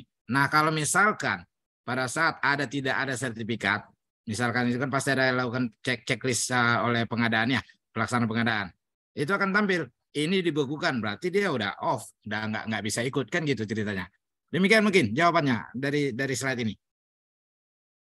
Ya, oke. Clear Pak ya? Yang untuk tadi, ini Pak, Pak untuk Leden, yang pertama Pak, yang kedua. Untuk yang pertama tadi, apakah ini Pak Leden berarti misalkan nih dokumen kontraknya itu belum ditandatangani unit gitu ya, belum tanda tangan kedua belah pihak, tapi pada saat mau minta tanda tangan dokumen kontrak itu terjadi kecelakaan. Apakah itu kita cancel atau batasan kita cancelnya di mana gitu Pak Leden? Apakah kalau udah terlanjur tanda tangan dua pihak baru tetap lanjut atau kalau belum tanda tangan kita cancel langsung gitu? Itu kejadiannya 1 kali 1000 itu Pak ya. Iya sih. Ya pertanyaannya di sana. Lanjut lah. Nah, ya mungkin nanti kita buatkan apanya dari K3L deh, Pak. Ya, yang lebih detail gitu ya, Pak ya. Lebih detail lagi. Ini pertanyaan jarum jerami ini, Pak. Makasih. Nanti kita akan buatkan apanya. Kan surat DIR ini akan kita tindak lanjuti dengan ada surat lagi dari kita kan Pak Ulil kan? Ya, bisa Pak. Untuk ya. Nah, yang lebih detail lagi mungkin lebih nanti detail ya, lagi. Oke, ya. Siap. Baik, tolong Bapak Ibu, masukan itu tadi itu, poin itu. Siap, oke Pak, kita catat semua.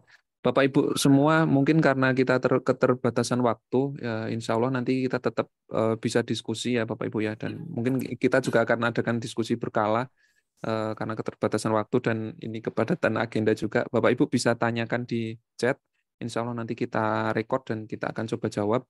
Untuk materi hari ini termasuk Zoom recordingnya ya, nanti akan kita share ke grup WA-nya teman-teman K3, jadi nanti bisa di reminder ya, mungkin nanti agak sore-sorean kita download dulu, recordingnya biasanya agak besar. Nanti kita share ke teman-teman tim leader K3-nya ya, jadi Bapak Ibu bisa minta. Untuk absensi, Bapak Ibu bisa tinggal rename Zoom-nya, nama, unit, dan jabatan gitu ya. Itu sebagai pengganti absensi karena kita bisa ambil dari situ gitu ya. Tadi bisa bertanya Pak, izin terakhir mungkin. Oke, ini terakhir ya Pak ya. Silakan Pak James. Iya Pak. Oke, ini terakhir. Saya dari MPA ya Pak ya. Jawa dari Rendan. Terkait tadi saya sekilas dengar ada yang tender menggunakan DPT, menggunakan lelang terbatas menggunakan DPT, ada yang belum sertifikasi. Nah, gimana kami kalau di Rendan kan biasanya kan kalau menggunakan DPT itu tinggal list saja masuk. Nah, dengan kami yakin bahwa terupdate terus di pusat terkait DPT korporat pusat itu. Nah, kalau belum ada sertifikat, apakah nggak terintegrasi ya CSMB sama ini EPROC-nya? Biar kami kan maksudnya ke depannya atau gimana ya, nggak kondisi seperti sekarang. Supaya meyakinkan bahwa kan kami tinggal list, kalau mungkin DPT korporat tinggal list saja siapa aja yang bisa kita, dari Rendan untuk list masuk ikut tender. Atau seperti apa ya sekarang untuk apa dia sudah terintegrasi dengan aplikasi CSMB dengan EPROC-nya atau gimana Pak ya? Mohon penjelasan Pak ya. Oke, baik Pak James. Untuk secara aplikasi memang CSMS masih stand alone, belum ada integrasi dengan aplikasi EPROC, Pak. Jadi kemarin ketika ya mungkin di tahun lalu udah sejak awal tahun mungkin itu kita mintakan data DPT-nya dari unit gitu. Jadi yang mendefinisikan DPT aktif itu adalah unit itu sendiri, Pak James. Jadi itulah yang menjadi target teman-teman unit yang mendefinisikan DPT aktifnya itu juga dari teman-teman unit sendiri gitu. Jadi di database DPT pun juga tidak tampil ini vendor ini aktif apa enggak gitu ya. Jadi teman-teman unit itu sendiri yang mendefinisikan. Betul. Tuh. Ya, kalau nggak ada DPT lokal berarti mungkin DPT itu sudah ikut ke prakualifikasi ke unit induk yang lain, jadi lebih mudah gitu ya. Artinya kalau mau masuk ke WIB MPA dengan sertifikat yang sudah diterbitkan di unit lain kan tetap bisa masuk gitu Pak James, nggak ada masalah gitu ya. Kalau memang ternyata nggak ada vendor sama sekali di unitnya Pak James gitu ya. Tapi kalau vendornya dari luar dan ternyata sudah disertifikasikan dari luar kan berarti nggak masalah gitu, tetap aman-aman saja gitu ya. Tapi artinya yang DPT Korporat GITL itu bahwa CSMS-nya itu apa memang sudah terupdate atau gimana kami bisa tahu supaya sebelum kami list untuk diundang Mbak, gitu intinya. DTP Korporat kan ada 230-an sama GI sama TL yang kami sekarang kebetulan pakai lelang terbatas terus ini Pak di Pak. Kalau list DPT itu mungkin bisa dikonfirmasi ke divisi terkait ya Pak James ya, yang pemilik proses bisnisnya ya, karena data itu juga tidak ada di kami gitu. Badan pusat ini sangat majemuk sekali ya Pak James. Mungkin bisa dikoordinasikan dengan divisi terkait yang lebih update gitu ya, data DPT yang aktif itu mereka mana gitu ya. Mungkin nanti bisa mulai dari situ gitu Pak James. Pak Ulil, tanya sebentar dulu Pak Ulil. Satu aja. Siap, satu aja Pak Ulil. Satu aja. Pak Ulil. Ya, ya, tadi sudah disampaikan Pak Leden ya, tadi bahwa untuk pembelian langsung kan tidak perlu CSMS ya. Jadi yang low risk-nya itu kan yang sudah SPK. Untuk pengadaan material ya, yang supply gitu, yang tidak ada ereknya, jasanya, apakah tetap kita nggak usah CSMS kan atau CSMS? Kalau pembelian langsung kan jelas ya, tidak perlu CSMS. Kalau untuk yang SPK yang pengadaan langsung, untuk material aja, apa perlu? Itu tetap perlu sertifikat CSMS Pak Alex. Singkatnya ya, contoh misalkan gini, saya ambil contoh. Kantornya Pak Alex, UWIB mau beli laptop 50 buah gitu ya. Pengadaan laptop katakanlah di risk assessment itu masuknya low risk gitu ya. Nah, vendor supplier laptop tersebut itu harus punya sertifikat CSMS dengan kategori low risk. Nah, untuk mendapatkan sertifikat CSMS low risk itu mudah sekali, minimum effort. Jadi supplier laptop itu tinggal mintalah untuk masuk web CSMS, dia submit sedikit gitu ya, langsung bisa diterbitkan, nanti langsung di approve sampai GM Pak Komang approve, sertifikatnya terbit itu bisa dipakai untuk pengadaannya gitu. Intinya wajib kalau case seperti itu gitu ya. Lewat fase untuk SPK tetap wajib ya, kecuali untuk pembelian langsung ya. Betul. Kecuali yang pakai uangnya Pak Alex keluarkan bayar langsung, nah itu mungkin beda cerita. Beda cerita. Oke, itu aja Pak. Oke, baik, terima kasih Bapak Ibu. Mohon jangan ada pertanyaan lagi untuk chat, nanti insya Allah kita respon lah ya. Kalau slow respon ya mohon maaf. Tapi insya Allah kita respon karena pertanyaannya banyak. Dan terima kasih Bapak Ibu atas waktunya. Tadi rencananya 1 jam, ternyata kita mulur sampai 2 jam ya, sampai jam 11. Terima kasih Bapak Ibu atas atensinya. Untuk recording nanti insya Allah kita share. Bapak Ibu bisa tanyakan ke teman-teman bagian K3L di unit induknya masing-masing ya. Nanti kalau udah ada kita bisa share materinya itu. Materinya nanti kita nyusul ya Bapak Ibu ya. Bisa ditanyakan ke teman-teman tim leader K3L-nya di unit induk. Mungkin demikian dari saya. Terima kasih Bapak Ibu. Kita langsung akhiri aja ya Pak Leden, atau mau closing statement? Ya, mungkin langsung kita akhiri aja, tapi nanti mungkin Pak Ulil tiap awal bulan mungkin kita akan kumpul gini sekali lagi untuk melihat untuk mengevaluasi gitu ya Pak ya. Bulan 3 nanti kita akan undang lagi, jangan sampai ada kendala-kendala teman-teman semua. Walaupun ada grup untuk Google Drive untuk pertanyaan-pertanyaan sudah disiapkan Pak Ulil ya. Untuk FAQ ada di webnya CSMS Pak. Nanti kita update juga Pak. Di webnya CSMS mungkin nanti bisa. FAQ-nya nanti kita update juga di web CSMS ya Bapak Ibu ya. Dan kita harapkan nanti bulan 3 nanti mungkin akan kita lakukan pertemuan seperti ini lagi. Jangan sampai teman-teman ada lagi kendala apa segala macam. Ayo kita diskusi bersama. Siapa tahu di unit-unit lain ada pengalaman yang lain, kita bagaimana implementasi CSMS kita lakukan dengan ya kita pelan-pelan aja. Kita nggak mau gerusu-gerusu langsung di saklet kita apakan, nggak, tapi kita sehingga target kita tahun depan mungkin udah bisa kita lakukan secara lebih baik, sehingga pengolahan K3 baik di unit vendor, di vendor-vendor itu bisa berjalan dengan baik. Dan harapannya teman-teman setelah ini kita tanggal 1 Februari kita apakan, tolong setiap kontrak itu panggil direksinya yang harus hadir bersama-sama untuk menyampaikan HSE plan-nya di dalam pre-job activity. Pastikan direksinya penandatangan kontrak itu hadir. Jangan sampai mereka nggak hadir melalui yang lainnya. Direksi penandatangan kontrak itu hadir untuk menyampaikan terkait HSE plan-nya. Nah, mulai dari situlah kita akan melihat proses pelaksanaan K3, pengelolaan K3 di vendor maupun di unit kita ini akan lebih baik lagi ke depan. Harapannya teman-teman, ayo kita harus semangat. Kalaupun ada kendala silakan ditanya, silakan didiskusikan bersama dengan teman-teman di K3L di sini, termasuk juga teman K3L yang di unit lain, bagaimana mereka perlakuannya. Ayo kita sama-sama mensukseskan implementasi CSMS full cycle ini Bapak Ibu semua. Terima kasih, selamat siang dan salam sehat buat kita semua. Makasih Bapak. Baik, terima kasih Bapak Ibu. Terima kasih Pak Leden. Tutup ya. Terima kasih Pak Leden. Terima kasih Pak Leden, Mas Ulil.